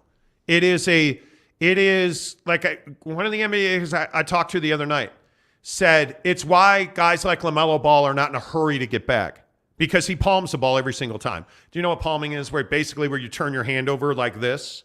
When you're trying to do a crossover, you'll turn your hand over. It's the Allen Iverson That's thing. now being called a carry in this league. And LaMelo does it all the time. It happens every night in this league. But now they're calling it's a point of emphasis, right? So they do that to impact certain players. You'll notice that the points of emphasis are called unless your name's John Morant and you're going to dunk on it. Like there will be nights where they won't call it because this or that. Yeah. That happens in this league all the time. I don't believe for a second that Adam Silver's like, hey, Lakers are a game out. We're going to go ahead and need to get them into the playoffs. I don't believe that happens. No. I just don't believe why didn't they get help last year? Why aren't they getting help this points year? Thing, the all-time scoring record, perfect example, right? Like, so if you're somebody who believes that the league is fixing games, let's say, or that Adam Silver is colluding or working with the NBA officiating team to get certain results, then how does this happen? How does Bron getting fouled, not getting called happen? That's why I say I don't believe Adam Silver wakes up and is like, oh, well, hey, betting lines or this or that. Like what I think happens, though, is I think they look at the schedule and like, okay, it's Lakers Boston. So we want to have a tight game. We would like it to be a bit physical. So maybe swallow the whistle here and there, right? Like let's not be so aggressive with the whistle. So notice it's not super specific. We're not saying we're not blowing the whistle on Bron. We're just saying let these guys play a little bit. And so to me, if that is indeed the case, because again, I don't know if it is or not, but based on what I see, that kind of makes me feel like it is. If that's the case, the LeBron thing makes sense, right? Like some of these other things make sense. They want, in big games of consequence, they want it to be physical. They want shades of, early 2000s, late 90s basketball where you've got some hard fouls. You've got, big contact in the paint. Like they want shades of that stuff. And I get it. It's Lakers Celtics. I understand. But I just, for the integrity of the game, for the quality of the game, for just straight enjoyment of the game, you can't have that happening, especially when it's LeBron. The funny thing is, though, like an NBA guy I know is texting me saying, hey, they want Jeannie Buss to sell the Lakers because she's an uncooperative owner. They want Jeannie Buss to sell the Lakers, so they're not going to help the Lakers. And I don't know that I believe that. But it's certainly possible. Oh, I think it is absolutely possible. It is absolutely possible that they manufactured a sale of the Clippers, that they did everything they could do to get Bobby Sarver to sell. They've been trying to get Robert Sarver out of the league for a decade. Yeah. Like they pounce on certain situations. Jeannie Buss isn't putting animals into people's offices to prove a point, which is what Robert Sarver did. She's not a misogynist or anti-male and sexually harassing people and making a hostile work environment. Yeah. She's not doing that. She's not. So it's hard for them to force the Buss family to sell. But if you buy into that conspiracy theory, and I'm not necessarily sure I do, I can see why they're not getting those calls. Infowars.com. You know, this is not new that the Lakers, and LeBron specifically, LeBron does not get a lot of calls, man. No. Like, he does not routinely get a lot of calls. But and that's what I'm saying. It doesn't work both ways, though, right? Like, everyone for the longest time, for as long as I can remember, people have always said, well, the league doesn't reward physical guys, meaning the league is not going to blow the whistle for you if you're someone that likes to create the contact, right? Where Bron has been that guy. Bron has been, I'm 6'9", 260 pounds. I'm just going to go through you on my way to the basket. And he's been uber successful doing that. The problem now is, though, they're not blowing the whistle for him. And I'm not certainly sitting here saying that somehow his career is built on getting that foul call. But the reality is, and you look at guys like Ja, you look at Luka. These guys, Harden, James Harden. Oh, my God. James Harden in Houston, even now, the master at getting guys to reach just enough so they can swing up through their arms and get the whistle. You're happy to blow the whistle on that, but you won't blow the whistle on Jayson Tatum. Like, that's the issue. Yeah, it's interesting. It's interesting. I've also heard the Kobe conspiracies. That once Kobe passed, the Lakers lost leverage. The Lakers didn't matter as much. I see, and I think that makes a lot of sense because Kobe was a reason a lot of people wanted to play there. Yeah. Kobe spending time with you was a reason to go play in LA. You look at Devin Booker. He's a perfect example of this. Why does Devin Booker want to be a Laker? Because he loves Kobe. And it makes a lot of sense to me. I don't know. I think that Jeannie Buss is doing a terrible job helming that organization. 100%. I would agree with that. Or I should say Linda Rambis is doing a terrible job running the Lakers because she's the one that supposedly has the influence. But I don't know how you explain the NBA officials just not making calls. And it's an everyday epidemic. Like, I don't know how you explain it, man. I truly don't know. Let's get some of your comments in here because I see a lot of you in on this.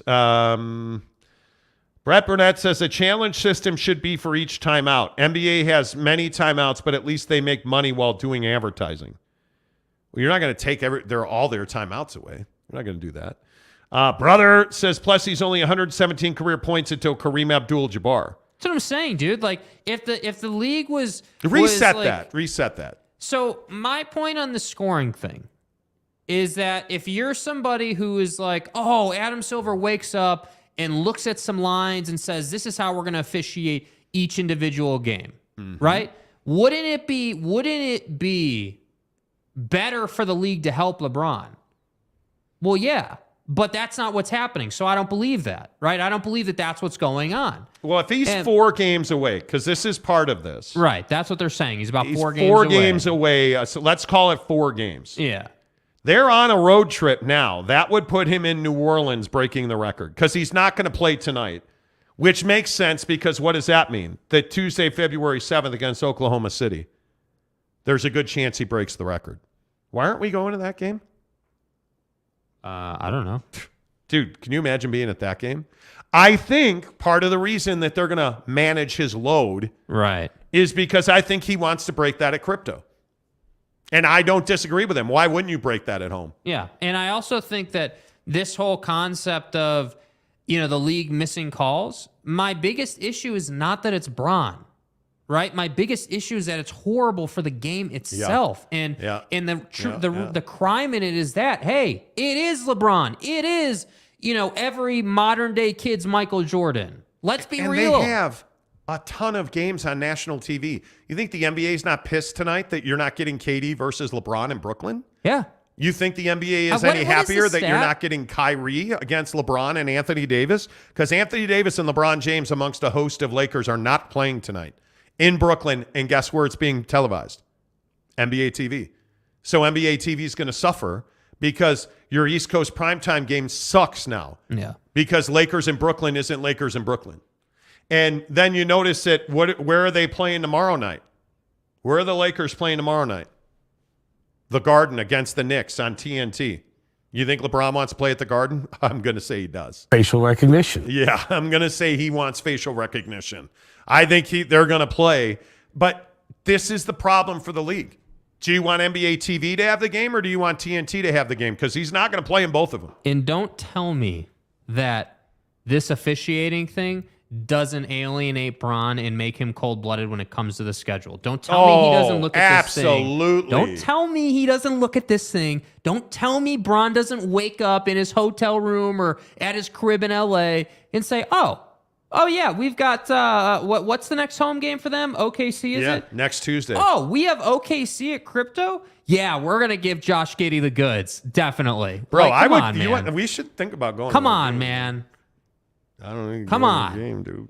I would love to go to the game. But Yeah. anyway, the point is, I think LeBron wants to win this game or break that record at home with his family and friends in attendance at Crypto.com Arena. Doesn't it have shades of all the things Kobe did at Staples? It does. Right? Like it's the Shaq story of Shaq saying, Kobe, hey, can you get me 60 in your final game? And then Buddy goes out and does what he does. Like it just is,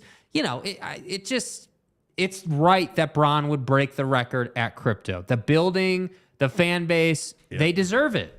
They do. But the NBA thinks otherwise. The Lakers are integrally important. They're integral to the success of the NBA. And I think you make the best point. You can like or hate LeBron. You can like or hate the Los Angeles Lakers. The reality is they're the Los Angeles Lakers, and there's no getting away from it. It just is what it is. Yeah. You know what? I don't know, man. There's a big conversation in the comments right now about people's inability to tag others in comments. I think the only way you can tag people is if you're on a desktop. I don't think you can tag people in YouTube comments on your phone. I could be wrong about that. I see a ton of you commenting. Please hit the like button. If all 180 of you watching the program would do that, that'd be amazing. Jordan Wheeler says, so what is the deal that Jazz have, or is this just clickbait again? What are you talking about, dude? See, you come in here every day. This is so you. You're Mr. Hater guy, and I have no problem battling you on it. Like you're add who is this? Jordan Wheeler to the list of guys that rolls up into the show and says, "Oh, clickbait." We're not clickbait, dude. We've been Show's 2.5 hours deep, bro. Like maybe show up when the show starts and you'll get exactly what you want, right? Like, hey, go back to the 7:00 hour. Listen to what did we spend, an hour? We spent an hour on this, 50 minutes. Don't come in here late after you finally decided to wake up and get your cup of coffee and say that we're clickbaiting. Come on, dude. Come on, man. Hey, don't forget that monster trucks are coming to the Maverick Center. Monster trucks, monster value. The all-star monster trucks return to the Maverick Center February 10th and 11th. Affordable fun for the whole family, plus a free pit party before each show. Get tickets now at MaverickCenter.com. I know a lot of people have asked me about tickets for that. We're working on it. It's a huge show. It's a great show. If you haven't gone to MaverickCenter.com to look at the schedule of events, like we walked in the building this morning at 4:45 or whenever it was, the Stars floor is back down. So the Grizzlies sweep the Rapid City Rush over the weekend.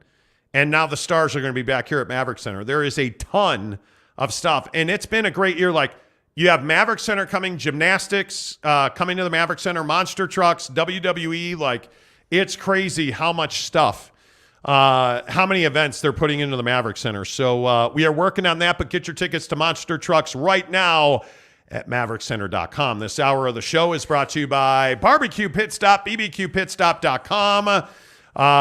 Shop any of their 5 Utah locations because they're just good guys to do business with. We say that about all of our people, but that's why we do business with the people we do business with, because they're local business owners, entrepreneurs that are trying to kick ass. Help them do that. Go to bbqpitstop.com or see any of their 5 Utah locations from Logan, Layton, Lehigh, the GZ, and St. George. Of course, our good friends on State Street in Murray at Barbecue Pit Stop. You hear that name, you think of the best equipment, whether it's Traeger, Yoder, Big Green Egg, Camp Chef. You want a pizza oven, you name it, they've got it. Tongs. But I'm telling you, go get the Asado seasoning with your Traeger grill, because that's how we roll up in the crib. Well worth it. This hour of the program brought to you by our good friends at Barbecue Pit Stop, bbqpitstop.com. Real quick on this, struggling to tag people in the live chat, and this is just 5 minutes worth of looking around. It appears that to tag someone, it looks like they have to be a member. I'm not sure, though. This is something I'll have to look into. But it appears that functionality may be a members only thing. I'm not sure, though. Jordan Wheeler says, I enjoy the show, but it's clickbaity as hell. Okay, well, we gave you the exact thumbnail. We gave you the exact story right off the thumbnail at 7 o'clock. Go back and watch it, man. And by the way, you're welcome to be here, but if it's too clickbaity for you, there's others. I mean, help yourself. Like, there's a reason that you keep coming back here and complaining it's clickbaity. Yeah. We must be doing something right. It's not that I dislike you. I don't. But I just think it's funny that you roll up in here 2 hours late every day and say that it's clickbait. Yeah, I agree. Louis Capazzo says, Jake, you can tag on desktop. You can, I think, tag on desktop. Okay, so it's a desktop thing. Yeah, okay. I agree with that. Anthony Kobe says, LeBron the victim. Come on, guys. The dude has been gifted more superstar calls and no calls than anybody in the last 15 years. Horrible missed call, but nothing more. It's not just the one missed call. Yeah. Like, this is what I've been talking about. I mean, now. we've been through it, right? Like, it's not just the one call anymore. It's not just the one call. It isn't. Yeah. No, here's how you tag people. You put an at and you see, look at Lope Fan Gabe's comment. Hello? Yeah. Like, you can't highlight somebody's name unless you're on desktop. Lopes Fan Gabe says, Lewis, respectfully disagree. There's a role of good coaches set the expectation and hold a standard of competition for the team. Youth coaches not doing that are missing it. Don't even get me started on that. Don't even get me started on that. You know.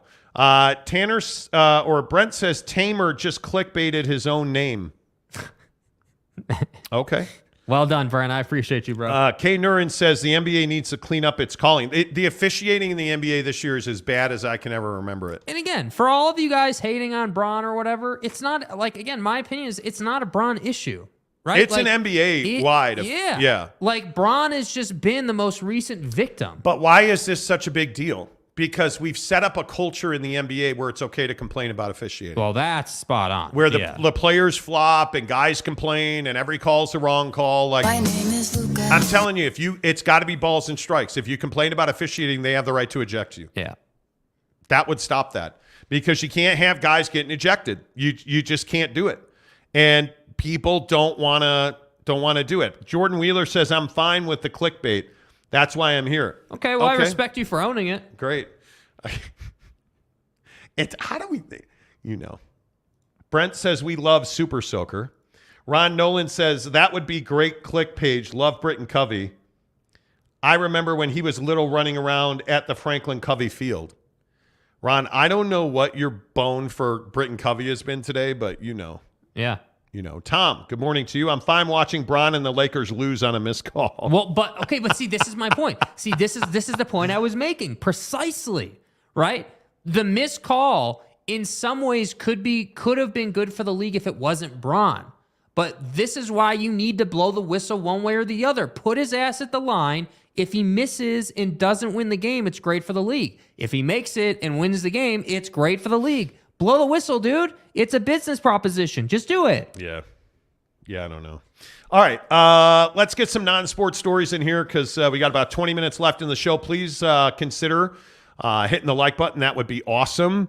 My big story today certainly is this real estate situation. Do you guys know how realtors work? In the comments section, do you understand how real estate agents work? Do you know what their job is? Do you know what they're supposed to do for you? Well, they just write some contracts and they make a bunch of money they don't deserve. Isn't that right? But I honestly think the garden variety consumer does not understand what a real estate agent does. And I bring this up because there is a class action lawsuit currently in the works against a group called the National Association of Realtors. And a real estate agent, I want to get this out of the way right now. A real estate agent and a realtor are different. A realtor has to be designated as a realtor. You have to go through an ethics, education process. Like, it's a certification with the National Association of Realtors. A real estate agent just goes to school, gets their license, great. They're not trained at that higher level. So as somebody, by the way, I when I lived in Arizona, I was a realtor. I had my license. I had my certification. We flipped a bunch of houses, renovated a bunch of houses. So we have a bit of expertise here. The lawsuit that's going through the courts right now is focusing on the buyer's agent. So in a real estate transaction, you have two sides. The person who represents the people who own the house, who are selling it, they are the seller's agent. And then you have another real estate agent who represents the people buying the house, the buyer's agent. There are lawsuits right now working their way in a class action saying that it is an antitrust action because they are saying that a seller's real estate agent is simply in place to inflate the cost of the person, or the buyer's agent is simply in place to inflate the cost of the people selling the house, that the buyer's agent is irrelevant. To which I say that's complete nonsense, because I actually think a buyer's agent's really important. I think both sides have to be represented. But here's the thing. I think the class action's going to win. And I think we are going to see the compensation structure for real estate agents is going to completely change. To which I say, if you believe that's a good thing, you don't know what real estate agents do. Because I think if you're going to have, and essentially what would happen is, the real estate agent representing the seller would represent both the buyer and the seller, which is not going to be good. And my wife and I were talking about this yesterday. She made a really good point. Real estate agents don't fight for what's best for their client. They fight what's best for them, which is a big problem because there are trashy real estate agents all over, especially here in Utah. I cannot tell you, like, my buying process was terrible. And I largely ran my transaction because I didn't have a real estate agent that was plugged in. And we wound up having a lot of problems that we shouldn't have had if my real estate agent had been plugged in.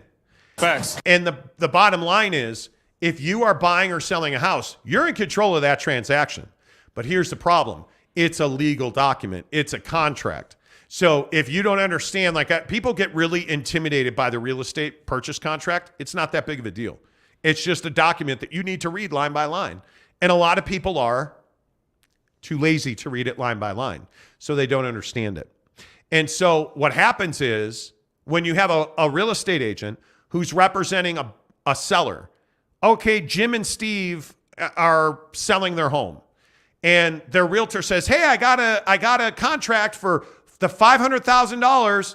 Now, I know it's not the $550,000 you wanted, but let's take it. It's a great offer. And so Jim and Steve are going to take that offer, when if they'd have waited a week, they probably would have got a full price offer. Now, what's $50,000 to Jim and Steve, who are selling the house, actually equates to about $200 for the real estate agent. And the real estate agent isn't going to want to work another 10 days, which is actually 40 days, because most real estate contracts close in a month. They're not going to want to wait 40 more days simply to make $200. Whereas the person selling the house will make $50,000 more. That's the problem in real estate. Real estate agents are lazy. Real estate agents do not have an ethical, attachment to their client who's ever selling or buying the house. When the truth is, we as real estate agents are supposed to fight tooth and nail for our client. Nobody does, because they want to make a quick buck and get on to the next transaction. That, I think, is the problem in real estate. And I also think, by the way, that the people buying and selling their homes are lazy. They don't get involved. She's a realtor, I'll just trust her. You can't do that. It's the largest financial transaction of your life. And I just think not enough consumers are involved in it. Yeah, well, and I think this concept of, so like if they win this lawsuit, right? If this lawsuit goes through and they win and all these buyers agents are wiped out, what is that going to do to the market? Because that, to me, is the biggest thing of this whole conversation. Yes. Like, like, hey, yeah, you do have all these crappy real estate agents, but that's not really the point. The point is that now so you're telling me now every single transaction is going to be dual agency, and now I got to rely on someone who is representing the seller's interest and my interest? Dual agency means that one real estate agent represents the person selling the house and buying the house. It is not the right thing to do. About 99% of the time, it's not the right thing to do. It's what every real estate agent wants to do because it's going to make them an extra probably 2 percentage points on that deal. So instead of 3%, you're going to make 5%. But I agree with you. It's not nearly the thing to do. And I can honestly say we represented a high dollar client most of the time. We were not selling $350,000 houses. We were buying like our $1 million flip. We did a $1 million flip on Gaining Ranch Golf Course in Arizona, in Phoenix. We had to fight tooth and nail on those contracts. Yeah. Everybody that we represented, I think we did a pretty good job. There was one particular investor was just in a hurry to sell their house. Like they wanted out, like they were going to take the first offer they got, which was not the best offer, and if they'd have waited 4 more days, if they'd have taken our advice, they'd have made money. They wound up breaking even because they didn't want to wait the 4 days. Yeah. That kind of thing happens all the time. And I'm not telling you, by the way, I don't think every realtor is bad. I really don't. I think the problem is we have big brokerage houses now. We have these huge firms that don't take their training seriously. So it's a trickle-down effect. Mm-hmm. And it's what we talked about being men, frankly. Mm-hmm. What do good times do to people? Good times make soft people. Yeah. What's it been in real estate for arguably the last decade? It's been really good times. Houses were selling in 5 minutes. What does that mean? Hey, I'm going to offer you, I'm going to offer $50,000 over list price because I'm going to close this right now. That was happening on a routine, regular basis. People were paying $500,000 for a $300,000 townhouse. Mm-hmm. That was happening every day in this country. So what happened? Realtors got soft. Realtors didn't have to negotiate. Realtors didn't have to fight. And what happened to all the people who couldn't afford to buy a house in that time and said, you know what? No, I can't right now, but I know this market's going to come back. And all those lazy-ass real estate agents that I've seen and identified in the market, because I walked through all those open houses and I talked to them, and I know for a fact that all the realtors that were doing open houses in Daybreak because they thought they were cool and they thought that would get them a lot of business. They were going to make a quick buck? Yeah. I'm not using any of you. I'm not. Even if this lawsuit fails, I'm not using you. The real estate agent that I would use, I don't know their name, and I would only find that person through vetting. Like, that's the other thing that no one wants to talk about with the situation. Nobody on the consumer side, or most people, I shouldn't say nobody, that's an exaggeration, but most people, in my experience, are not going to vet like 15 agents and ask questions and really measure these people. But what they're also not going to do is understand the deal that they're making. Like, what you have to do with a realtor, now I think it's paramount. It's vitally important. When you are buying or selling your home, one, if you don't have a real estate relationship, I'd be surprised by that. Because the other thing you cannot do not let your friend, your sister, your mom, do not let them represent you. You can't do that. What you have to do is you have to form a long-term real estate relationship with somebody that is not related to you that you trust. What's up, big bro? And to do that, you need to interview people.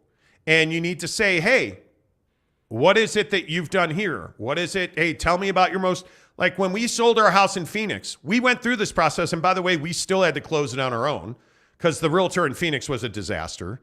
But we interviewed this lady and she was like, yeah, I know your zip code. I know your area. I've sold 5 houses here. Here's what I would do. Like our transaction closed 3 days late because she was asleep at the wheel. And we were telling her the day before closing, hey, we haven't done this or it's not here or that's the kind of stuff that you have to be watching for. But most consumers don't know that. Yeah. So you wind up losing 2 days of interest on your mortgage that you should never have had to pay. Bottom line, should never have. That deal should have closed on Friday. Nah, we'll close it Monday. No big deal. Well, you just paid 2 days of interest, right? So my point is you have to interview people. And then when you get a real estate contract, if you write a contract, What most real estate agents will do is, I'm going to send you a DocuSign. Just click the buttons. Let's get this submitted. No, friends. What you need to do is read that contract. Don't read your contract through a DocuSign. Make your realtor write you a contract and then send it to you. And take your time reading it. And then, hey, read that contract. Okay, good to go. Can you change this or that or whatever? And then send it to me through DocuSign. Because you just can't trust people anymore. Let's see. Jordan Wheeler says the idea of one agent representing both sides is a disaster waiting to happen. I would agree with that. Yeah. Brent Burnett says realtors are screwed because Fed changed the marketplace and the Fed should be class actioned out of business. No, they shouldn't. They shouldn't. Amber Spencer. Good morning, Amber. Good to see you. As the wife of a real estate agent, he works every single dollar he gets. Works for every single dollar he gets. He always is working in the best interest of his clients. Not all agents are the same, though. Not all agents do that. Yeah. And again, that's why I say, not all real estate agents are bad. If you want to know the facts of the matter, the way the difference between a good and a bad agent, if somebody can talk to you about ethics. There's a guy who impacted me significantly. His name's John Dyer. He's like a legal wizard with real estate. That guy taught me more than any teacher in real estate ever had taught me. I didn't learn anything about real estate in real estate school. Nothing. I knew nothing that I needed to know by going to school to get a real estate license. Nothing. I didn't learn anything about real estate until I started writing contracts.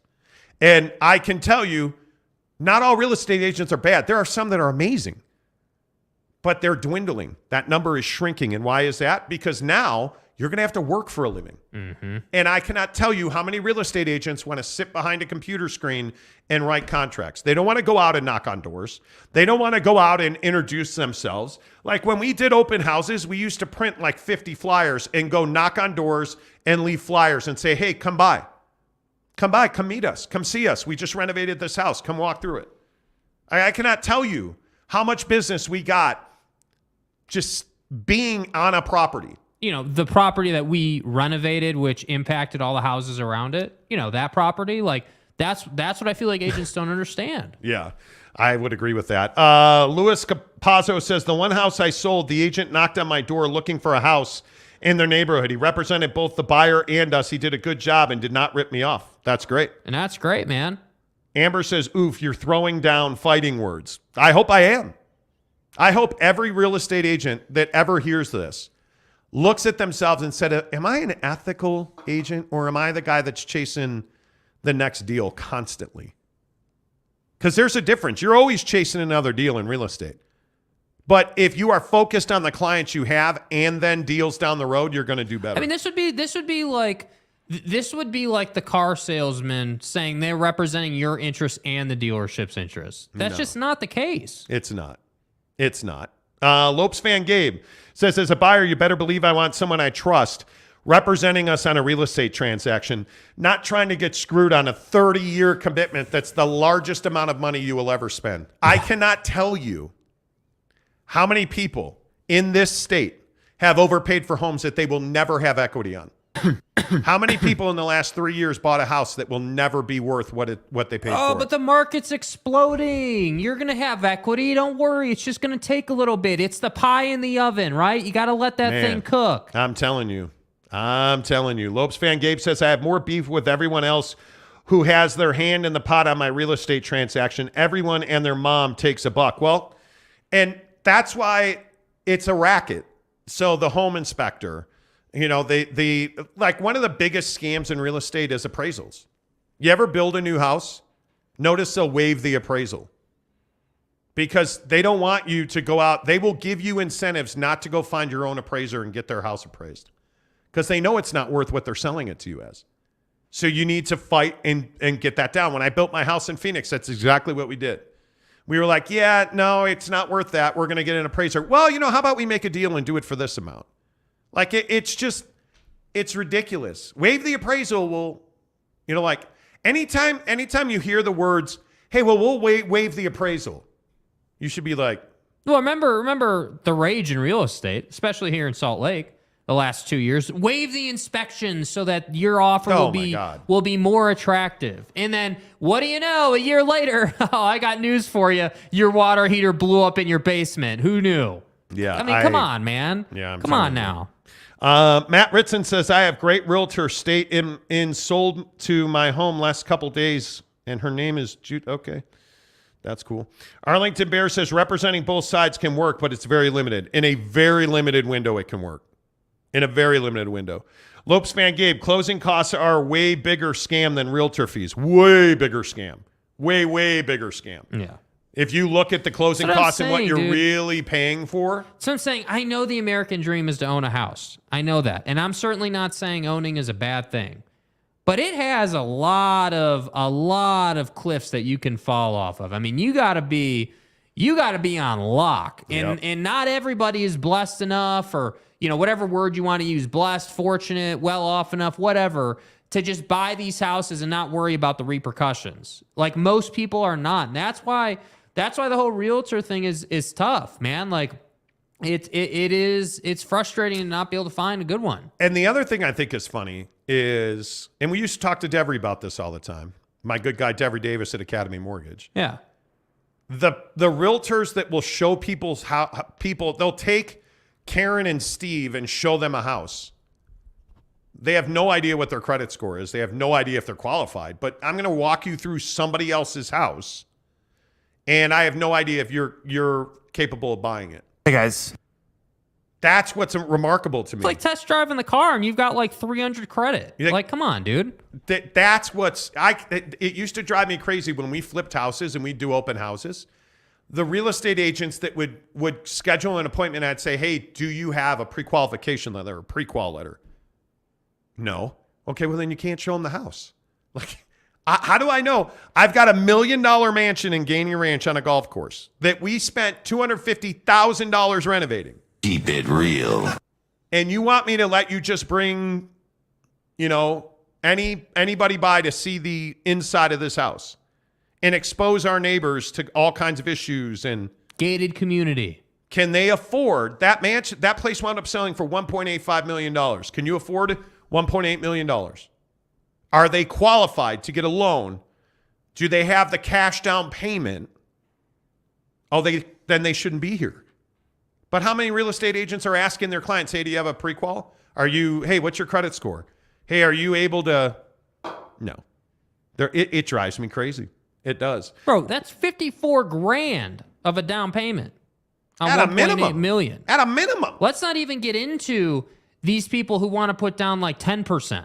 But and at that level, the other thing that people don't understand, when you're talking about buying a $1.8 million mansion, you might have one or two offers. That buying pool is tiny. So the people who wound up buying that house put a 75% down payment down and finance the rest through their LLC.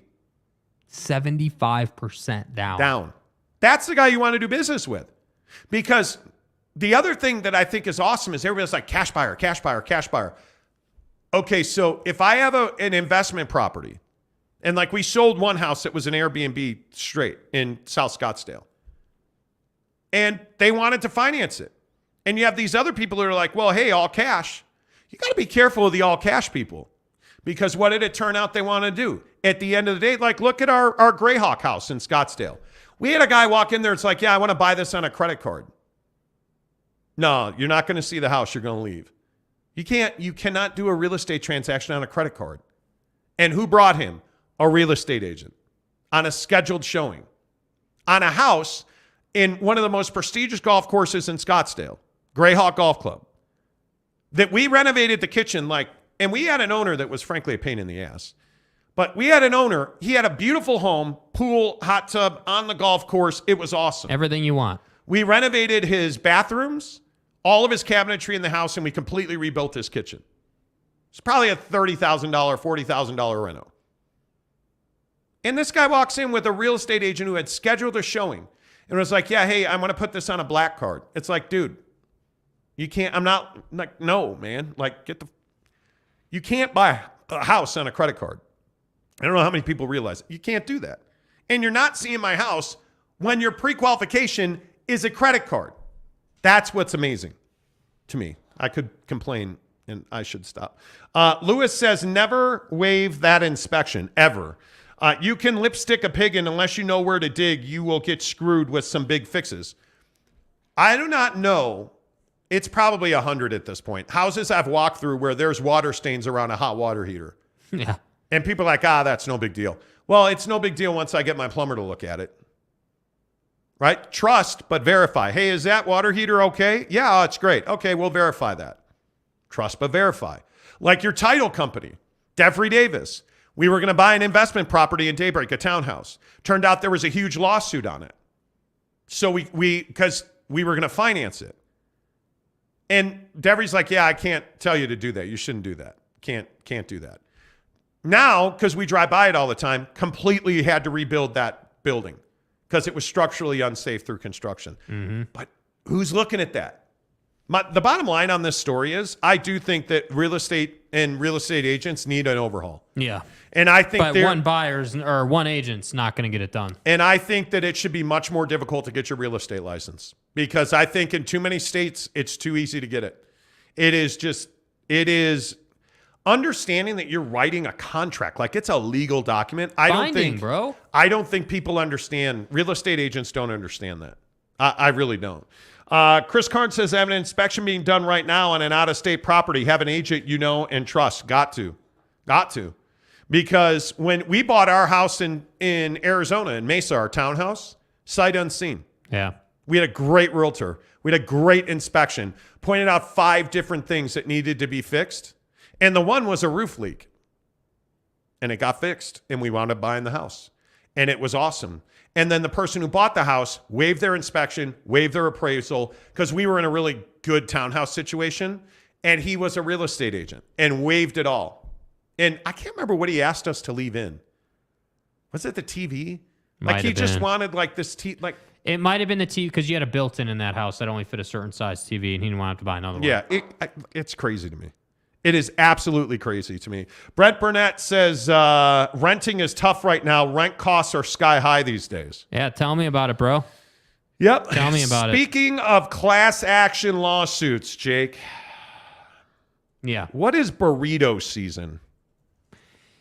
So, can you explain that to me? Chipotle is hiring 15,000 new people because they say that burrito season is like March through July-ish for them. Like that's sort of their window in time where they're going to sell the most burritos and they're going to do the most product movement. So like, hey, we got to hire all these new people. And what I'm sitting here saying is that you're telling a story at Chipotle corporate about how the hourly worker can get up to management, and in some cases in California, management's 100 G's, right? $100,000, right? And to me, I'm just sitting here like, well, that's fine and dandy, but you're talking about expanding almost 2.5 times as far as new openings, which is another reason they want to hire all these people. And I'm just sitting here saying, hey, that's great, but the cost of chicken's not coming down anytime soon. That's great. Hey, man, I know this is a burger joint, but can I get a chicken burrito? Right? Like, that's great, but I know that avocado seed cost is not coming down anytime soon. So, like, I love Chipotle. I'm a huge fan. Chipotle, Cafe Rio, or Costa Vida? Chipotle, in that order, actually. Yeah, in that order. Costa Vida, number 1. I love Really? Oh, yeah. Their fajitas or their quesadillos. Damn. Quesadillas. Their quesadillos, amazing. Yeah. I think the problem at Cafe Rio is their beans are cooked in oil. Yeah. Yeah. That's the only thing. Their chicken, best chicken. Their tortillas, best tortillas. Yeah. There you go. All right, time to go, Jake. This show is presented by The Advocates, theadvocates.com. I am floating, so until tomorrow, say goodbye, Jake. Goodbye, Jake.